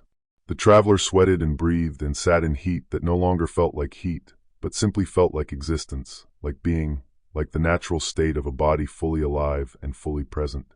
And when, finally, the traveler's body whispered that it was time, not yet uncomfortable, but approaching the edge of enough, the traveler listened. They rose slowly from the pool, the water releasing them reluctantly, streaming off their flushed skin in rivers, in waterfalls, returning to the pool that had given so much. The traveler stepped out onto the wooden platform, and the cooler air hit their superheated skin like a blessing, like a gift, like the most perfect sensation imaginable. They stood still, letting the air cool them naturally, letting their body temperature regulate itself, letting the sweat continue its work of carrying away heat, impurities, everything that no longer served. The caretaker rose from their bench and brought a cloth, lighter and cooler than the previous one, and the traveler pressed it against their face, their neck, feeling the relief of coolness after so much heat, feeling the balance being restored, feeling the eternal dance of opposites, hot and cool, water and air, releasing and receiving, all working together to create wholeness. "You have sat in fire made of water," the caretaker said softly, "and you have emerged renewed. Come, there is tea, there is rest, there is a place to sit in coolness and integrate all that has happened, all that has been released, all that has been restored." The traveler nodded, still too warm to speak, still adjusting to air after water, still returning to themselves after dissolving so completely into heat. They wrapped themselves in their robe, though it felt almost too heavy, too much, against their sensitized skin. But they welcomed it anyway, welcomed the return to form, to boundary, to the clear edges that separated self from world, while still honoring the connection between them. Together, the traveler and the caretaker left the pavilion, walking slowly along the wooden pathway, through the silver grasses, toward whatever waited next in the continuing journey through the Starlight Bathhouse, where each experience built upon the last, where each release prepared for the next, where everything moved in perfect sequence toward something the traveler could not yet name but could feel approaching, something final, something complete, something that would allow true rest, true sleep, true peace. The moonlit terrace and slow evening tea. The pathway curved gently upward, rising through the silver grasses until it emerged onto a terrace that overlooked the entire valley. Here, the bathhouse opened completely to the night, with no walls, no barriers, nothing between the traveler and the vast expanse of darkness that stretched endlessly in all directions. The terrace was made of smooth, pale stone that glowed softly in the starlight, and it was dotted with low tables and cushions arranged in small clusters, creating intimate spaces for rest, for contemplation, for the quiet sharing of silence. The air here was cooler than anywhere else in the bathhouse, touched by breezes that traveled down from the mountain peaks, carrying with them the scent of pine forests and distant snow, of places high and wild and untouched. The coolness felt perfect against the traveler's still warm skin, completing the work the hot pool had begun, balancing heat with coolness, intensity with gentleness, effort with ease. The caretaker led the traveler to a table positioned at the very edge of the terrace, where the view was most expansive. 2 cushions rested beside the table, thick and soft, covered in fabric that was cool to the touch. The traveler sank onto one of the cushions with a small sigh of relief, feeling their body settle, feeling their weight being received by something solid and supportive after so much time in water, in steam, in spaces where solidity had been optional, where boundaries had been permeable. The caretakers settled onto the other cushion with their characteristic grace, arranging their robes, folding their hands, becoming still in that way they had, so completely still that they seemed less like a person and more like a natural feature of the landscape, like a stone worn smooth by water, like a tree that had stood in one place for so long it had become inseparable from the earth that held it. On the table between them sat a small iron kettle, black with age, its surface textured and rough, sitting on a stand beneath which glowed 3 small coals, barely visible but radiating steady heat. Beside the kettle, 2 handleless cups waited, their glaze a pale celadon green that seemed to capture and hold the starlight, making them glow from within. The caretaker reached forward and lifted the kettle, tilting it slowly over 1 cup. The liquid that poured out was pale gold, almost colorless, and it made the softest sound as it filled the cup, a gentle whisper, a quiet song, barely audible but somehow perfect in the vast silence that surrounded them. The caretaker filled the 2nd cup, then returned the kettle to its stand. Steam rose from both cups, twisting upward in delicate spirals before dissipating into the cool night air. "This tea has been steeping since sunset," the caretaker said, their voice soft as always, blending with the night sounds, the distant call of an owl, the rustle of leaves, the faint whisper of wind moving through stone. "It is made from herbs that grow only in the mountains above us, in places where sunlight touches for only a few hours each day, where the soil is thin and rocky, and every plant that survives must be strong, must be determined, must have something essential to offer." The caretaker lifted their cup, cradling it in both hands, and the traveler did the same. The cup was warm but not hot, exactly the right temperature to hold comfortably, to draw warmth from without discomfort. The traveler brought the cup close to their face and breathed in the steam, the scent. The tea smelled of wildflowers and honey, of something green and alive, of morning dew and evening shade, of high places and quiet places, of patience and time, and the slow unfolding of things that could not be rushed. It smelled, the traveler thought, like peace itself, if peace could be distilled, could be captured, could be poured into a cup and offered to someone who had forgotten what peace tasted like. The caretaker sipped, and the traveler followed, tilting the cup and letting the smallest amount of liquid touch their lips, their tongue. The taste was subtle, delicate, almost disappearing before it could be fully grasped. There was a faint sweetness, yes, but also a slight astringency, a gentle bitterness that was not unpleasant but clarifying, awakening. The tea seemed to coat the mouth, to linger on the palate, to leave behind a coolness that spread slowly, moving from tongue to throat to chest, creating a sensation of openness, of clarity, of the mind becoming quiet in a new way, not through drowsiness or numbness, but through a kind of crystalline lucidity, where thoughts could still arise but no longer clung, no longer demanded attention, no longer created turbulence. The traveler took another small sip, and then another, and with each sip, the tea seemed to work its way deeper into their system, calming not just the body but something more fundamental. The constant background hum of anxiety that had been present for so long it had become invisible, the low-level tension that said there was always something more to do, something more to worry about, something more to fix or improve or achieve. The tea dissolved that hum, that tension, that voice. Not violently, not forcefully, but gently, the way morning mist dissolves when the sun rises, simply disappearing, simply becoming unnecessary, simply returning to wherever it came from and leaving behind only clarity, only quietness, only space. The traveler and the caretaker sat in silence, sipping their tea slowly, and the silence was not empty but full.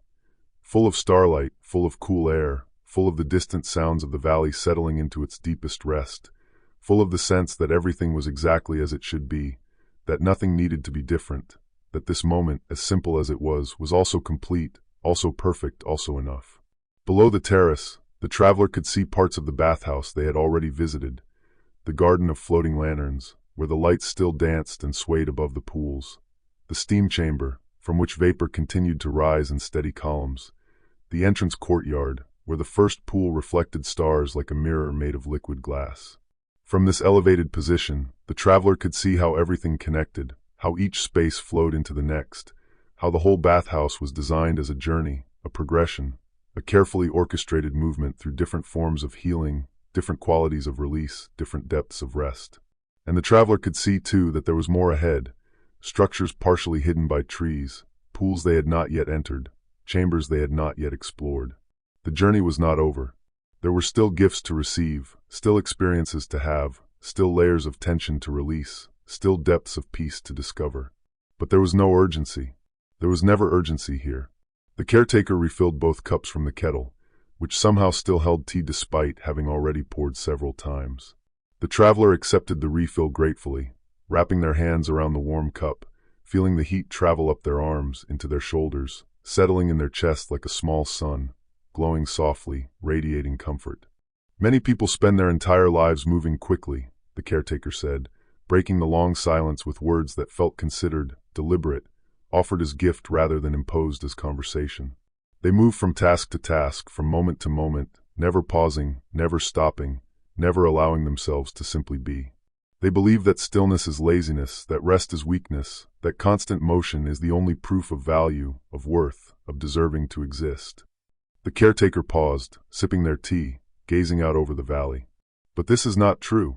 Movement has its place, yes. Action has its purpose. But so does stillness.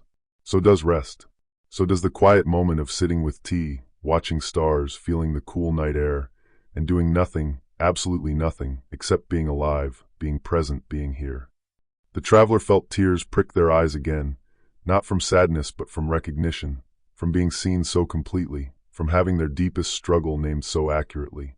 They had spent so long believing that rest was something to be earned, that peace was something to be achieved, that they could only stop moving when everything was done. And everything was never done, could never be done, would never be done. But here now, sitting on this terrace with tea in hand and stars overhead and cool air touching their skin, they understood, perhaps for the first time in years, or perhaps for the first time ever, that rest was not something to be earned. It was simply something to be claimed, to be chosen, to be allowed. The world would continue without their constant vigilance. The tasks would still be there tomorrow. And they were allowed to stop, allowed to sit, allowed to drink tea and do nothing and simply exist without justification, without explanation, without needing to prove their worthiness through constant productivity. The understanding moved through them like a wave, like a release, like something fundamental shifting inside their chest, making more room, creating more space, allowing more breath. The caretaker seemed to sense this shift, this opening, and smiled their small, knowing smile. They reached forward and placed their hand gently on the table between them, palm up, not reaching for the traveler but offering, making available, creating possibility. The traveler hesitated only a moment before placing their own hand in the caretaker's palm. The touch was warm, dry, steady. The caretaker's fingers closed gently around the traveler's hand, not gripping, not holding tight, but simply resting there, a point of contact, a connection, a reminder that they were not alone, had never been alone, would never be alone, Not really, not in the ways that mattered most. "You are doing well," the caretaker said softly, their thumb moving in the smallest circle against the back of the traveler's hand. "You are releasing what needs to be released. You are opening what needs to be opened. You are remembering what needs to be remembered.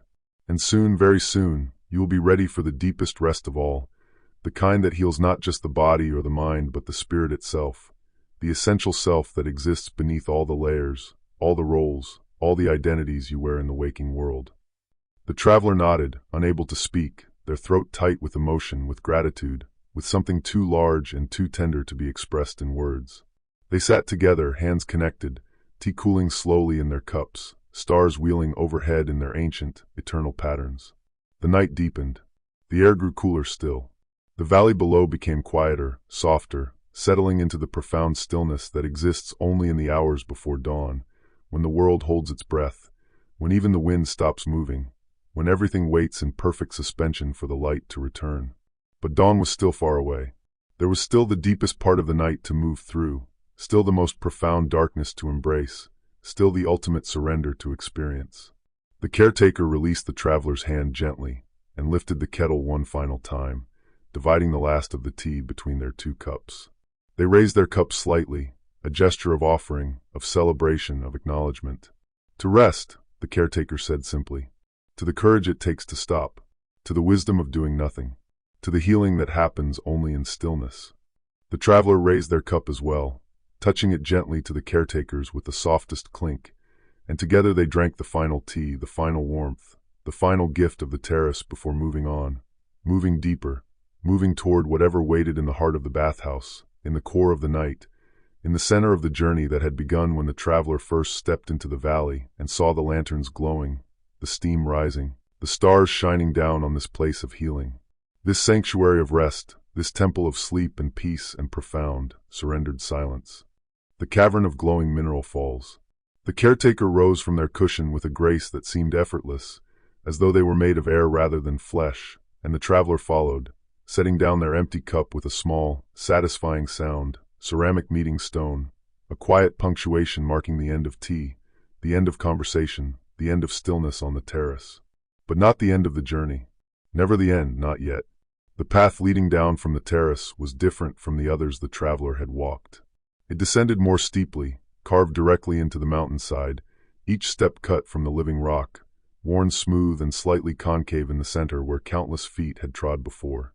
On either side, the mountain rose in dark, solid walls, and overhead, the stars disappeared as the path led them deeper, into the earth itself, into places where the sky could not reach, where only the memory of sky remained. Small lanterns had been placed at intervals along the descent, but they were different from the floating lanterns of the garden. These were set into niches carved into the rock walls, and their light was dimmer, more amber, creating pools of illumination separated by stretches of soft darkness. The effect was womb-like, protective, as though the mountain itself were cradling them as they descended, as though they were returning to some primal place of safety, of origin, of beginning. The traveler placed each foot carefully, feeling the cool stone beneath their soles, feeling the slight dampness of the walls when they reached out to steady themselves.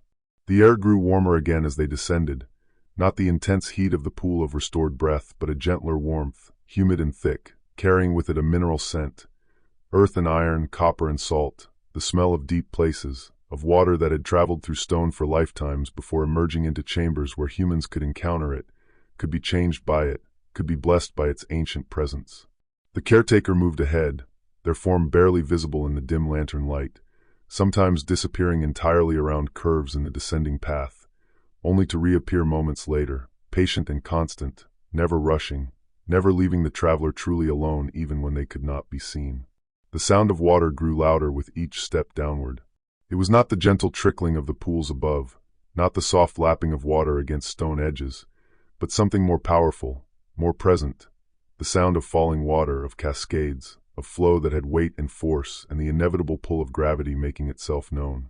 The path leveled out, and the walls opened suddenly into a cavern so vast that the traveler could not see its full dimensions. The ceiling disappeared into darkness high above, and the space stretched away in multiple directions, revealed gradually by a light unlike any the traveler had yet seen in the bathhouse. The walls of the cavern glowed, not from lanterns, not from any external source, but from within the stone itself.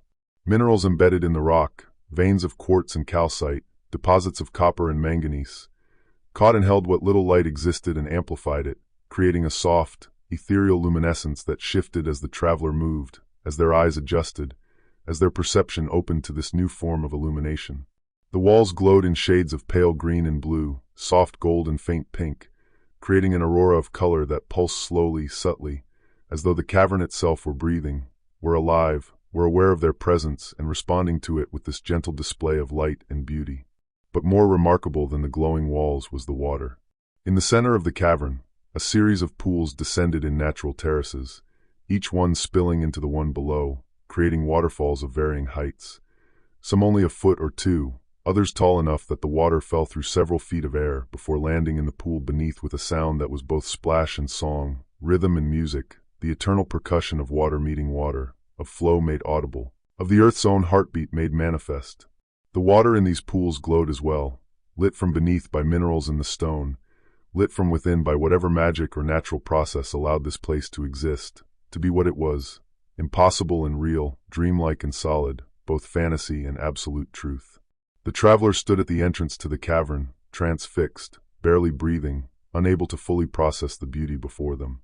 It was too much and exactly enough, overwhelming and perfectly calibrated, more than they could have imagined, and yet exactly what some deep part of them had been longing for without knowing how to name it. The caretaker appeared beside them, materializing from the shadows and the glowing stone as though they, too, were made partially of light, partially of mineral, partially of water and earth and all the elements that composed this sacred space. "This is the cavern of glowing mineral falls," the caretaker said, and their voice carried differently here, echoing softly off the distant walls, multiplying into harmony with itself, becoming chorus.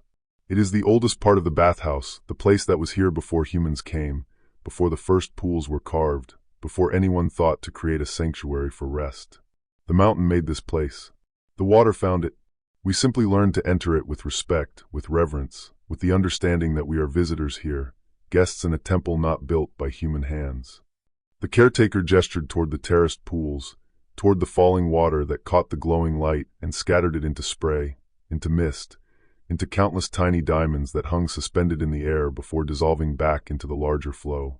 "The water here is rich with minerals," the caretaker continued. "It will leave a slight residue on your skin, a coating so fine you will barely feel it, but it will carry the essence of the stone, the memory of the mountain, the gift of the deep earth.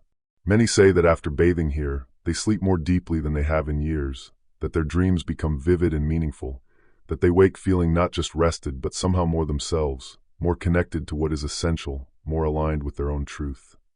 The traveler wanted to ask how this was possible, wanted to understand the mechanism, the explanation, the rational basis for such claims. But even as the questions formed, they dissolved, becoming unnecessary. Some things did not need to be understood. Some things only needed to be experienced, to be received, to be allowed. The caretaker led the traveler along a narrow path that wound between the pools, careful and deliberate, until they reached the largest terrace, a pool wide and deep, fed by a waterfall that fell from high above, from a source invisible in the darkness overhead. The waterfall was not violent or forceful but steady and full, a continuous curtain of water that glowed as it fell, lit from behind by veins of mineral in the cliff face, creating a luminous cascade that seemed almost solid, almost something that could be touched, could be held, could be stepped through into another world entirely. "You may enter here," the caretaker said. "The water is warm but not hot, comfortable for extended soaking. You may stand beneath the falls if you wish, let the water pour over your head, your shoulders, your back. Many find this releases the last holdings, the final tensions, the deepest knots that have resisted all other attempts to soften them. But there is no requirement, no expectation. Simply be in the water. Let it work on you in whatever way it wishes." The traveler looked at the pool, at the glowing water, at the falling cascade, and felt something inside them open even further, wider than it had opened before, making space for an experience they knew would be profound, would be transformative, would be one of those moments that divided life into before and after, into who they had been and who they would become. They removed their robe for what felt like the 100th time, and each time it became easier, more natural, more right. The robe fell away, and their body, flushed from heat, cooled by air, warmed by tea, softened by water, stood revealed in the glowing light of the cavern. And they were beautiful, they realized, not in any conventional way, but in the way that all vulnerable things are beautiful, all honest things, all things that have stopped pretending and started simply being. The travelers stepped into the pool. The water received them with a warmth that was immediately comforting, familiar, like coming home after a long absence. The minerals made the water slightly thicker than ordinary water, silkier, more substantial, and as the traveler waded deeper, they could feel the residue beginning to coat their skin, creating a sensation that was not quite slippery but smooth, protected, as though they were being wrapped in something invisible but tangible, something that would remain even after they left the water, a gift that would travel with them back into the world above. The pool deepened gradually, and the traveler moved toward the waterfall, drawn by its steady sound, its constant flow, its promise of something powerful but not dangerous, something that could be trusted, could be surrendered to, could be allowed to do its work without interference or control. They reached the edge of the falling water and paused, looking up at the cascade that glowed and fell and glowed, eternal and patient and completely indifferent to whether anyone ever stood beneath it or not. It fell for itself, because falling was its nature, because water always seeks the lowest point, because gravity makes no exceptions and asks no permission. The traveler took a breath, closed their eyes, and stepped forward into the waterfall. The water struck their head, their shoulders, with a force that was firm but not harsh, steady but not overwhelming. It poured over them in a continuous stream, flattening their hair against their skull, running in rivers down their face, their neck, their spine. The sensation was all-encompassing, totalizing, leaving no part of them untouched, unaffected, unchanged. The traveler stood beneath the falls and felt the water work on them. It pressed down on their shoulders, massaging muscles that had been tight for so long they had forgotten any other state. It pounded gently against their upper back, between their shoulder blades, exactly where the weight of the world seemed to collect, to accumulate, to compress the breath and limit the heart, and make the body feel small and burdened and insufficient. But beneath the falls, none of that could remain. The water washed it away, dissolved it, carried it down into the pool and away into whatever deep channels led from this place back into the earth, back into the stone, back into the eternal circulation of water through rock, through root, through sky, through rain, through the endless cycle that knew no beginning and no end. The traveler's hands hung at their sides, loose and open. Their mouth fell open slightly, and water poured in, over their tongue, down their throat, and they swallowed it, swallowed the mountain, swallowed the minerals, swallowed the memory of deep places, of darkness, of stone that had stood for millions of years and would stand for millions more, patient and solid and utterly unmoved by the small human concerns that seemed so urgent, so important, so impossible to release. Time dissolved completely beneath the falls. The traveler stood in the continuous pour of water, in the constant pressure, in the endless flow, and became part of it, became the falls as much as they were beneath it, became water as much as body, became flow as much as form. And when they finally, eventually, stepped back from the cascade, emerging from the waterfall like someone being born, like someone crossing a threshold between worlds, they were changed. Not dramatically, not visibly, but fundamentally, essentially, in ways that would only become clear later, over days and weeks and months of living differently, sleeping differently, being differently than they had been before. They stood in the pool, water streaming from their body, and looked up at the cavern that glowed around them, at the impossible beauty of this place, at the gift that had been given so freely, asking nothing in return except presence, except willingness, except the courage to enter, to descend, to allow transformation. The caretakers stood at the edge of the pool, waiting with a cloth, with their steady presence, with their quiet smile that said, "Yes. You have done it. You have gone deep enough. You are ready now. Ready for the final pool. Ready for the ultimate rest. Ready for sleep." The Starlight Mirror Pool. The traveler emerged from the glowing water of the cavern, and the caretaker wrapped them in the soft cloth, absorbing the water that carried the mountain's minerals, the stone's memory, the earth's ancient blessing. The cloth was gentle against the traveler's sensitized skin, and they stood quietly, allowing themselves to be cared for, allowing the caretaker's steady hands to press the fabric against their shoulders, their arms, their back, removing the excess water while leaving the fine mineral coating intact, a barely perceptible layer that would dry into their skin, becoming part of them, a gift that would remain. The traveler felt profoundly quiet inside, not empty, but spacious. Not tired in the way that exhaustion brings heaviness, but tired in the way that signals completion, readiness, the natural conclusion of a journey that has been long but never arduous, challenging but never harsh. The robe slipped over their shoulders once more, familiar now, like an old friend, and the traveler tied it loosely, the fabric soft against skin that felt new, reborn, as though layers had been removed, not just of dirt or tension, but of something less tangible. Accumulated identity, perhaps, the buildup of who they thought they needed to be, leaving behind something more essential, more true. "There is one pool remaining," the caretaker said softly, their voice barely above a whisper now, as though they too sensed that something was approaching, something final and sacred, something that required the quietest approach, the gentlest arrival. "It is unlike all the others. It asks nothing of you. It simply receives. It reflects. It holds you between earth and sky, between waking and sleeping, between the world you came from and the rest you are about to enter." The traveler nodded, too peaceful for words, too settled for questions. They followed the caretaker back through the cavern, past the glowing terraced pools, past the luminescent walls that pulsed with their slow, eternal breathing. The path upward was easier than the descent had been, not because the steps were different, but because the traveler's body had changed, had lightened, had learned something about movement that made climbing feel less like effort and more like rising, like being drawn upward by something gentle and irresistible. They emerged from the cavern into the cool night air, and the contrast was startling, beautiful. The warm depth of the cave giving way to the open expanse of sky, the enclosed darkness opening into infinite space filled with stars. The traveler paused at the threshold, breathing deeply, feeling the cool air fill their lungs after the humid warmth below, feeling the transition, honoring it, allowing it to complete before moving forward. The caretaker led them along a path the traveler had not yet traveled, winding through a grove of slender trees whose leaves whispered in the night breeze, creating a sound like distant rain, like the ocean heard from far away, like the world breathing in its sleep. The path was strewn with fallen leaves that released their fragrance as the traveler's bare feet pressed them, something woody and sweet, something that spoke of autumn even though the season was unclear, as though this place existed slightly outside of time, where all seasons were present simultaneously, where spring and fall, summer and winter could coexist without contradiction.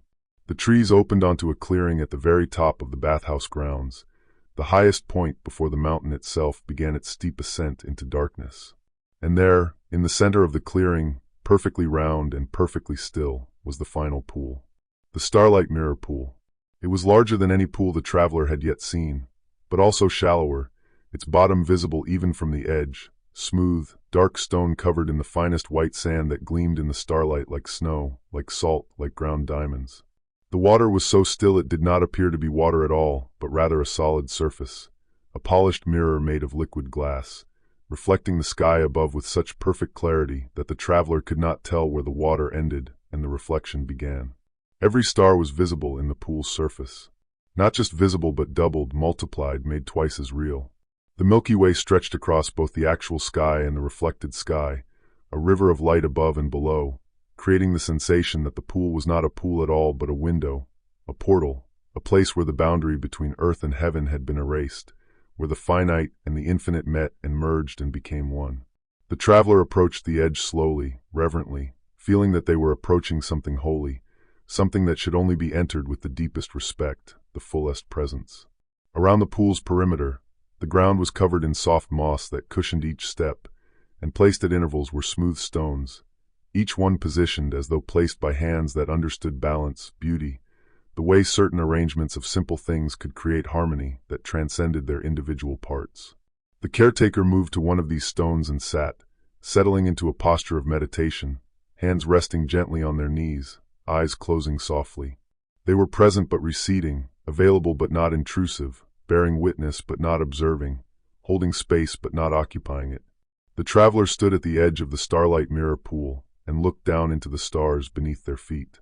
"You may enter," the caretaker's voice came, so soft it might have been imagined, might have been the wind, might have been the traveler's own inner knowing speaking through the caretaker's voice.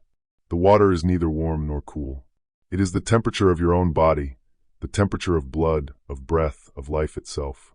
You will not feel where your skin ends and the water begins. You will not feel separate from what holds you.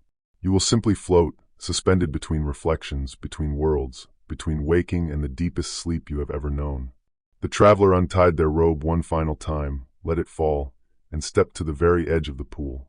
They could see their own reflection in the water, naked and soft and utterly at peace, haloed by stars, existing between earth and sky as though they themselves were made of starlight, as though they had always been made of light and had simply forgotten until this moment, this place, this perfect stillness reminded them.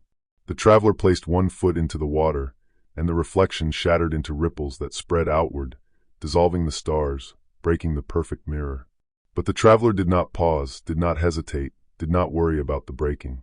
They knew, somehow, that the water would still again, that the stars would return, that all broken things eventually heal, all scattered things eventually gather, all chaos eventually resolves back into peace. They stepped fully into the pool and waded toward the center. The water rose over their feet, their ankles, their calves, and the caretaker had been right. There was no sensation of temperature, no boundary where skin met water. The traveler could not tell what was body and what was pool. They moved through something that might have been water or might have been air made visible, might have been the substance of dreams, the material of the space between thoughts, the very essence of transition between one state and another. When they reached what they sensed was the center, though there were no markers to confirm it, the traveler lay back into the water.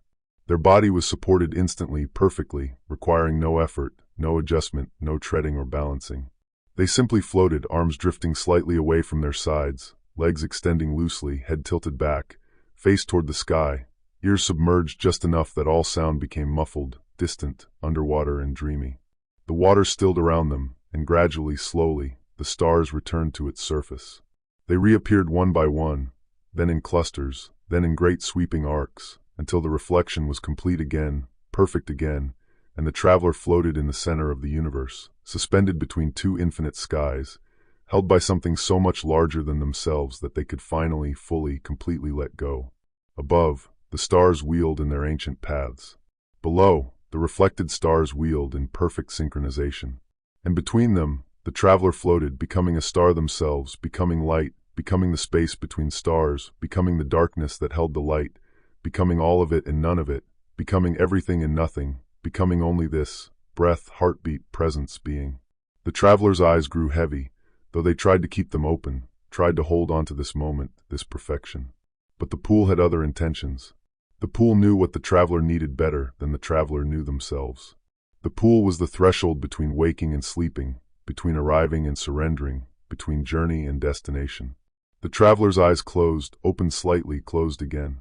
The stars above blurred and sharpened, like looking through water, like dreaming while awake, like waking while dreaming, like existing in that perfect liminal space where both states are true simultaneously, where contradictions dissolve, where paradox becomes simply the way things are.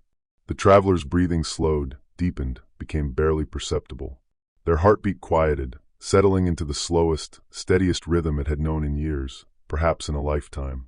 Their body temperature equalized perfectly with the water, with the air, with the night itself, until they were no longer a separate thing but part of the larger system, part of the breathing earth, part of the living cosmos, part of the eternal dance of matter and energy that knew no true separation, only the appearance of separation, the illusion that one thing ended and another began.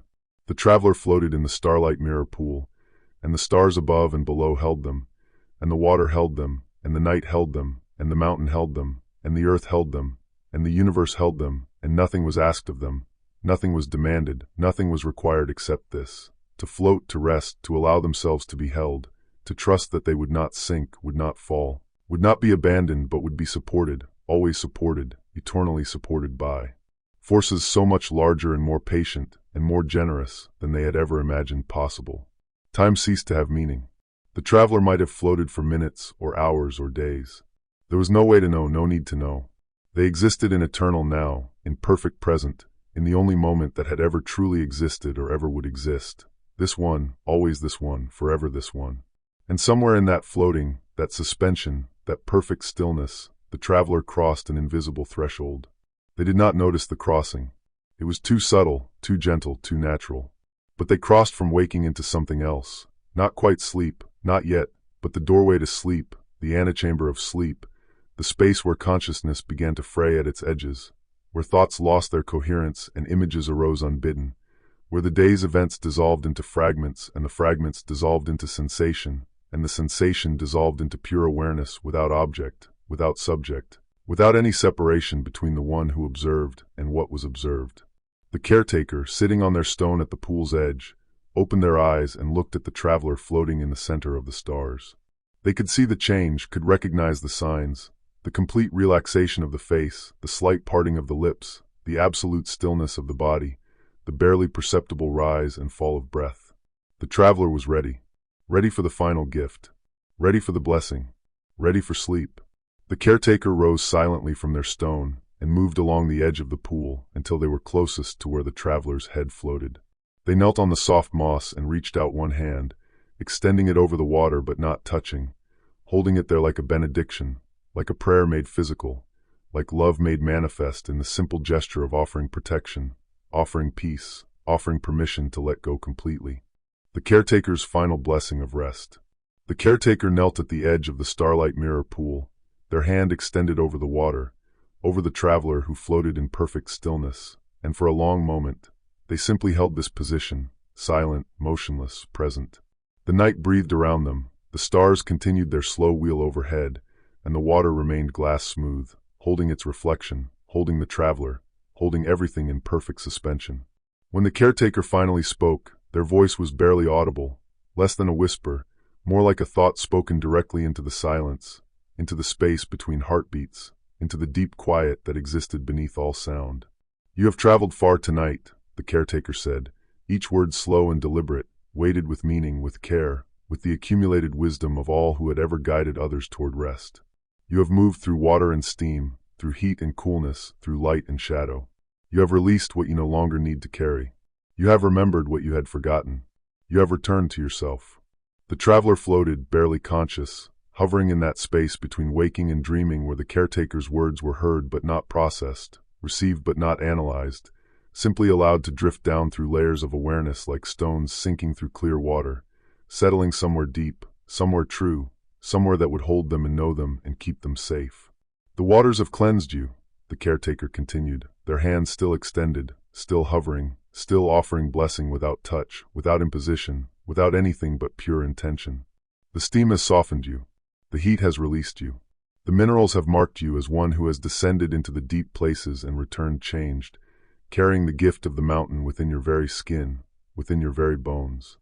The stars above pulsed softly, as they had been pulsing all night, their light traveling across vast distances, across years and centuries and eons, arriving here, now in this moment, to bear witness, to participate, to add their ancient blessing to the blessing being offered by human hands, by human voice, by human care extended toward another human who had finally allowed themselves to be cared for. "You are held," the caretaker said, and these words seemed to carry more weight than the others, seemed to sink deeper, to resonate in a frequency that bypassed language entirely and spoke directly to the body, to the cells, to the most fundamental level of being, where the question of safety, of support, of belonging was answered not with words but with sensation, with knowing, with the irrefutable truth of experience. "The water holds you. The earth holds you. The stars hold you. You are not alone. You have never been alone. You cannot fall. You cannot sink. You are supported by forces older and stronger and more reliable than any you have known. Trust this.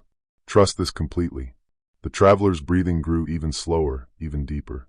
Their face relaxed further, the last tiny tensions around their eyes, their jaw, their forehead releasing, smoothing, becoming soft as a child's face, becoming the face they had worn before the world taught them to armor themselves, to protect, to defend against imagined threats that had never truly existed, not in the way fear had insisted they did. "Sleep is coming," the caretaker said, their voice growing softer still, fading like daylight at dusk, like sound disappearing into distance, like something precious being given away freely, generously, without reservation. "It approaches on quiet feet, with gentle hands, with the patience of centuries. It does not demand. It simply waits, knowing that eventually, inevitably, all who are truly ready will surrender to its embrace."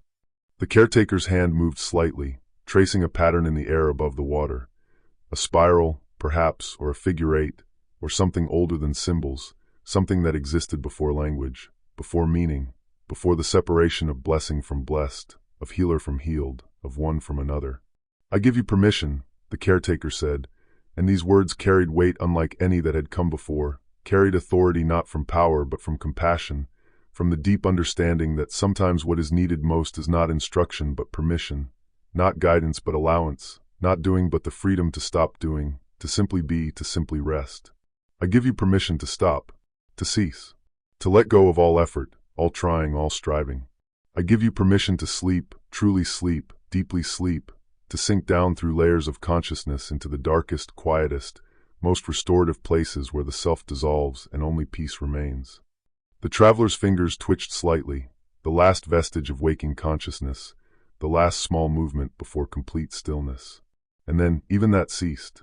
The traveler's body became absolutely motionless, floating in perfect equilibrium, perfectly balanced, perfectly supported by water that held them with a consistency that never wavered, never failed, never questioned its capacity to hold, to support, to maintain. "You are blessed," the caretaker said, their voice now barely distinguishable from the whisper of wind through leaves, from the distant sound of water moving over stone, from the silence itself speaking. "You are blessed by water. You are blessed by stone.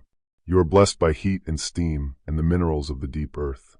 You are blessed by starlight and moonlight and the darkness that holds all light.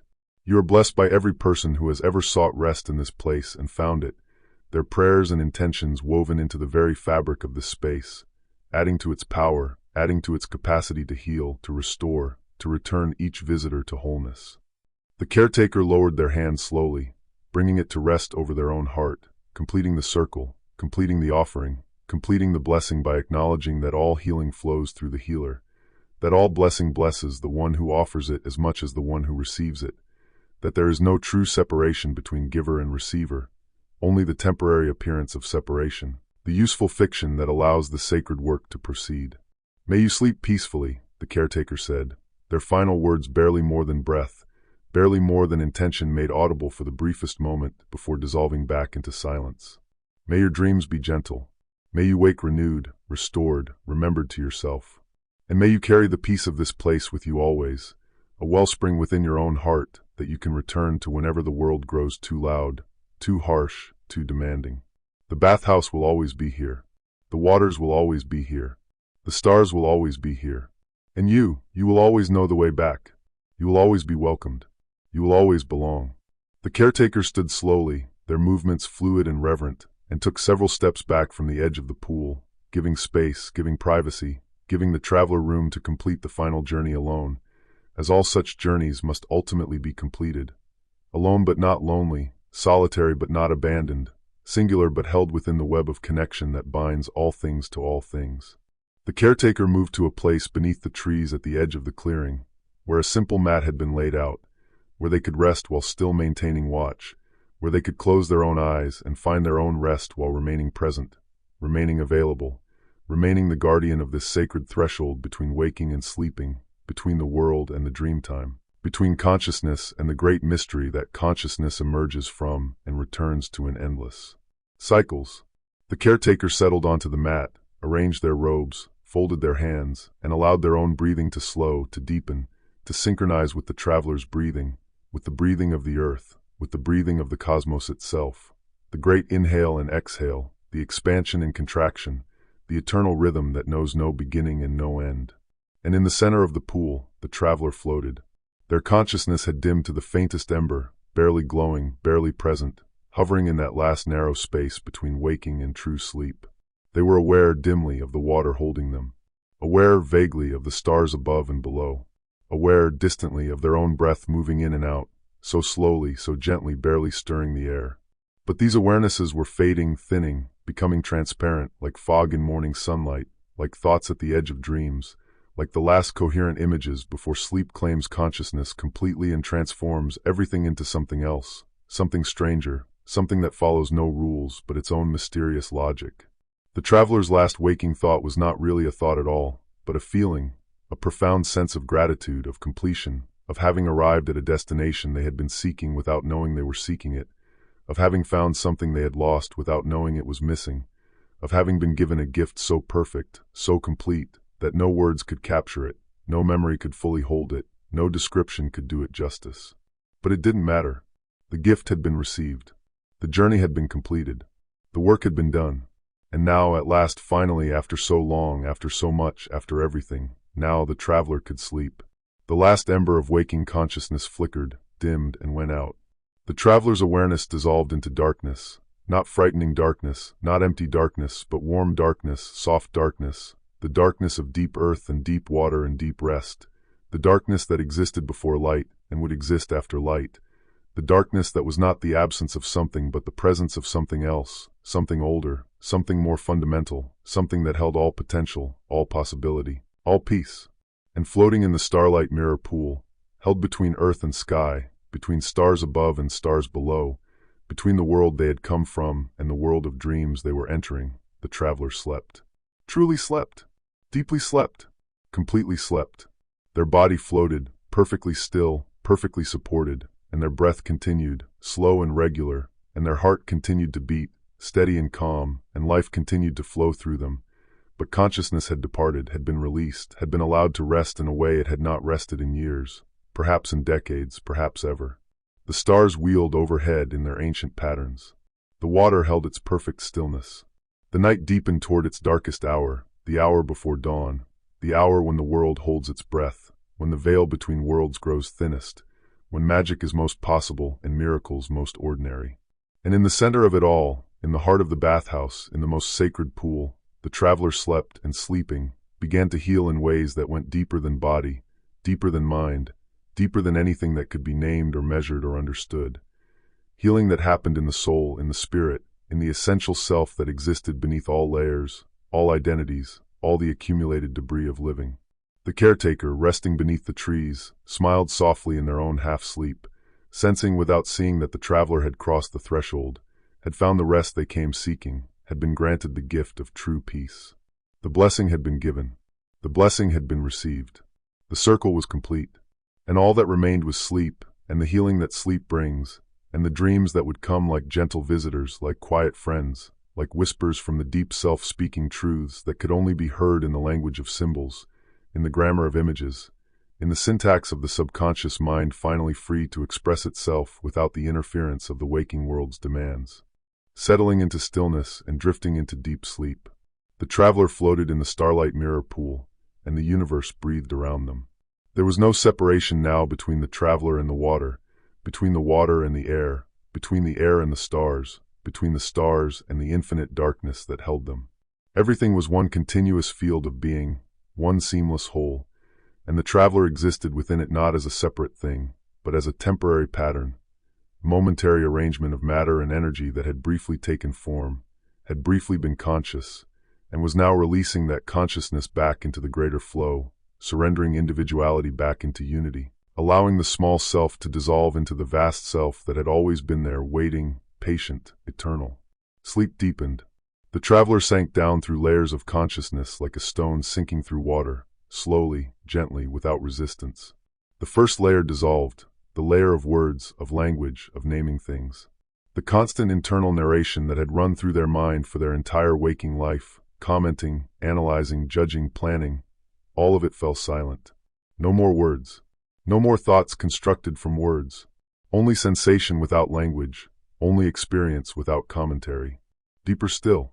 The second layer dissolved. The layer of identity, of knowing who they were, what their name was, what role they played in the world. All of that released, became irrelevant, became unnecessary. There was no one here who needed a name. No one who needed to be anything to anyone. No one who needed to maintain any particular image or meet any particular expectation.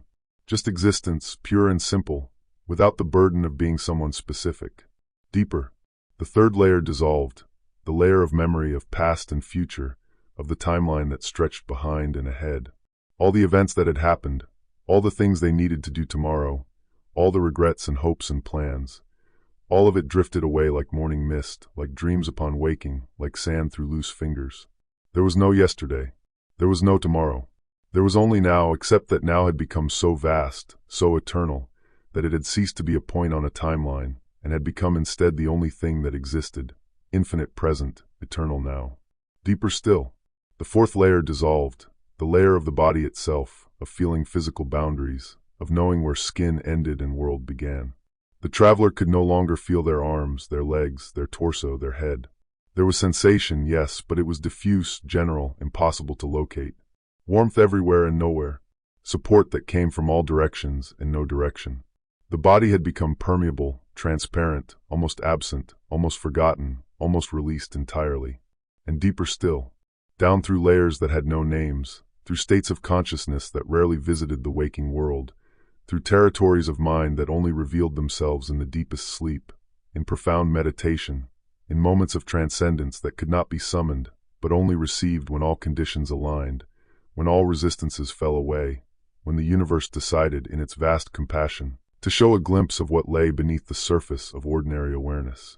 The traveler descended through darkness that was not empty but full of potential, full of rest, full of the deep, nourishing void from which all things emerged and to which all things returned. This darkness was not frightening. This darkness was home. This darkness was the womb of being, the source of life, the place where consciousness itself was born and reborn every morning, every moment, every time awareness flickered back into existence from the mystery of its temporary absence. In this deepest place, the traveler was not thinking, not feeling, not experiencing in any way that could be captured or described. They simply were, in the most minimal, most essential way possible. A presence without content, an awareness without object, a being without becoming. And in this deepest place, something happened that could not be explained, could not be understood, could only be accepted as the mystery it was. The traveler's body, still floating in the pool, still held by water, still beneath stars, began to heal in ways that went beyond the physical. Old wounds that had never quite closed, old pains that had never quite resolved, old sorrows that had never quite been mourned. All of them rose gently to the surface of this vast darkness, not to be confronted or fixed or solved, but simply to be witnessed, to be acknowledged, to be held with infinite tenderness by this greater consciousness that knew no judgment, no criticism, no demand for anything to be other than exactly what it was. The traveler's heart, that muscle that had worked tirelessly for decades, that had beat billions of times without rest, that had carried the burden of both feeling and refusing to feel, softened in this deep sleep, released tensions it had been holding, opened spaces that had been constricted, allowed blood to flow more freely, more easily, more naturally than it had in years. The traveler's mind, that restless, brilliant, exhausted mind that had been asked to do too much, to figure out too much, to solve too much, to be constantly vigilant, constantly planning, constantly 3 steps ahead, finally, blessedly, turned itself off. Not broken, not damaged, but simply given permission to stop, to rest, to cease its endless labor and trust that the world would continue, that life would go on, that not everything required thinking, that some things could simply be allowed to unfold without interference, without management, without control.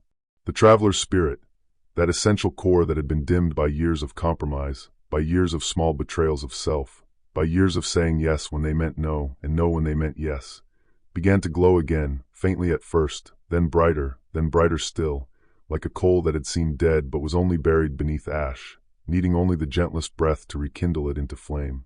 And still the traveler slept, knowing none of this consciously, experiencing none of this with awareness, and yet receiving all of it, benefiting from all of it, being transformed by all of it in ways that would only become apparent later, gradually over time, as they moved back into their ordinary life and discovered that things that once troubled them no longer did, that tasks that once seemed overwhelming now felt manageable, that relationships that once drained them now nourished them, that the constant background anxiety that had colored every moment had lifted, had dissolved, had been washed away in the waters of the Starlight Bathhouse and would not return, not in the same way, not with the same power.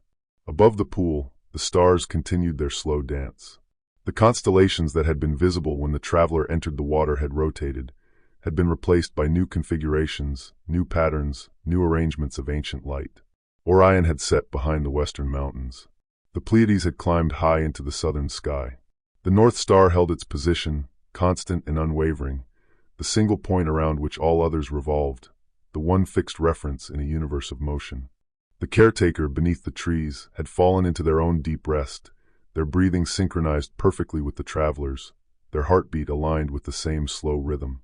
They dreamed, perhaps, of all the travelers who had come before, all the weary souls who had descended into the valley seeking rest and finding more than rest, finding renewal, finding remembrance, finding their way back to themselves after long periods of being lost in the demands and distractions of the world above. The night reached its deepest point, its darkest hour, that moment just before the first hint of dawn begins to lighten the eastern sky.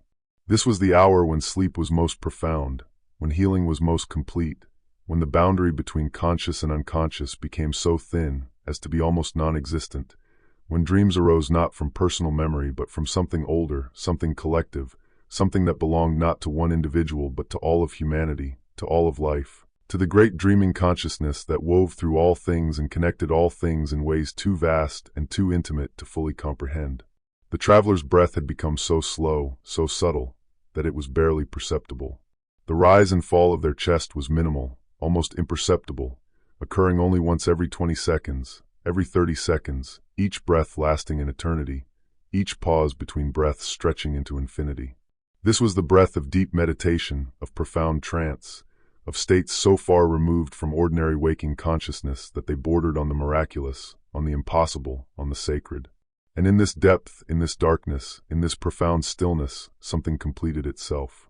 The journey that had begun when the traveler first saw the lights of the bathhouse glowing in the valley, when they first felt the warmth of the stones beneath their feet, when they first entered the water and felt it receive them, that journey reached its culmination, its fulfillment, its perfect resolution. The traveler had traveled through water and fire, through earth and air, through all the elements, through all the stations of release and healing. They had surrendered layer after layer of protection, of armor, of the accumulated defenses that had seemed necessary, but had only ever served to separate them from themselves, from others, from life itself. And now, finally, they rested in complete vulnerability, complete openness, complete trust. They floated in the pool beneath the stars, and they were safe. Their body was held. Their heart was held. Their spirit was held. Nothing was asked of them. Nothing was demanded. Nothing was expected. They were simply allowed to be, to rest, to sleep as deeply as any human had ever slept, as peacefully as any soul had ever rested, held in the loving embrace of water and stars and the ancient benevolent intelligence that moved through the bathhouse, through the mountain, through the earth itself. The darkness began, very gradually, to lighten. Not abruptly, not suddenly, but with the patience of something that had all the time in the world, with the gentleness of something that understood there was no need to rush, that all things happened in their own time, that morning would arrive when morning was ready, not a moment sooner, not a moment later. The stars began to fade, not disappearing but simply becoming less visible as the sky itself began to brighten, shifting from black to deep blue to lighter blue, the colors changing so slowly that no single moment contained the change, but looking away and looking back revealed that yes, something had shifted, something had transformed, something had moved from night toward day. But the traveler did not notice. The traveler slept on, held in the deepest rest, untouched by the approaching dawn, unsummoned by the morning, allowed to remain in sleep for as long as sleep was needed, for as long as healing required, for as long as the body and soul deemed necessary, before returning to waking consciousness, before opening eyes again, before remembering their name and their life and all the things that constituted their existence in the world. And that was perfect. That was exactly as it should be. The traveler floated in the starlight mirror pool, suspended between water and sky, suspended between sleeping and waking, suspended in the most perfect moment of rest that a human being could experience, held completely, accepted completely, loved completely by forces so vast and so gentle that they could only be called holy, only be called sacred, only be called by that inadequate but necessary word, grace. And there, in that floating, in that sleeping, in that perfect surrender, the traveler found what they had been seeking without knowing they were seeking it, received what they had needed without knowing they needed it, became what they had always been beneath all the layers, all the forgetting, all the years of living disconnected from their own deepest truth. They became peace itself. They became rest itself. They became stillness itself. And in that becoming they were complete. The water held them. The stars watched over them. The mountain cradled them. The earth supported them. The universe breathed them. And the traveler slept, and sleeping healed. And healing became whole. And becoming whole found rest. Deep rest. Perfect rest. Eternal rest. Sleep. And so, dear listener, may you too find this rest. May your body be held as completely as the traveler's body was held. May your heart be soothed as gently as the traveler's heart was soothed. May your spirit be restored as fully as the traveler's spirit was restored. Let yourself float now, as the traveler floated. Let the waters of sleep receive you. Let the stars watch over you. Let the darkness hold you with infinite tenderness. There is nothing more to do, nothing more to achieve, nothing more to become. You're already whole. You're already enough. You're already exactly where you belong. Sleep now. Sleep deeply. Sleep peacefully. Let go. Let go. Let go. And rest.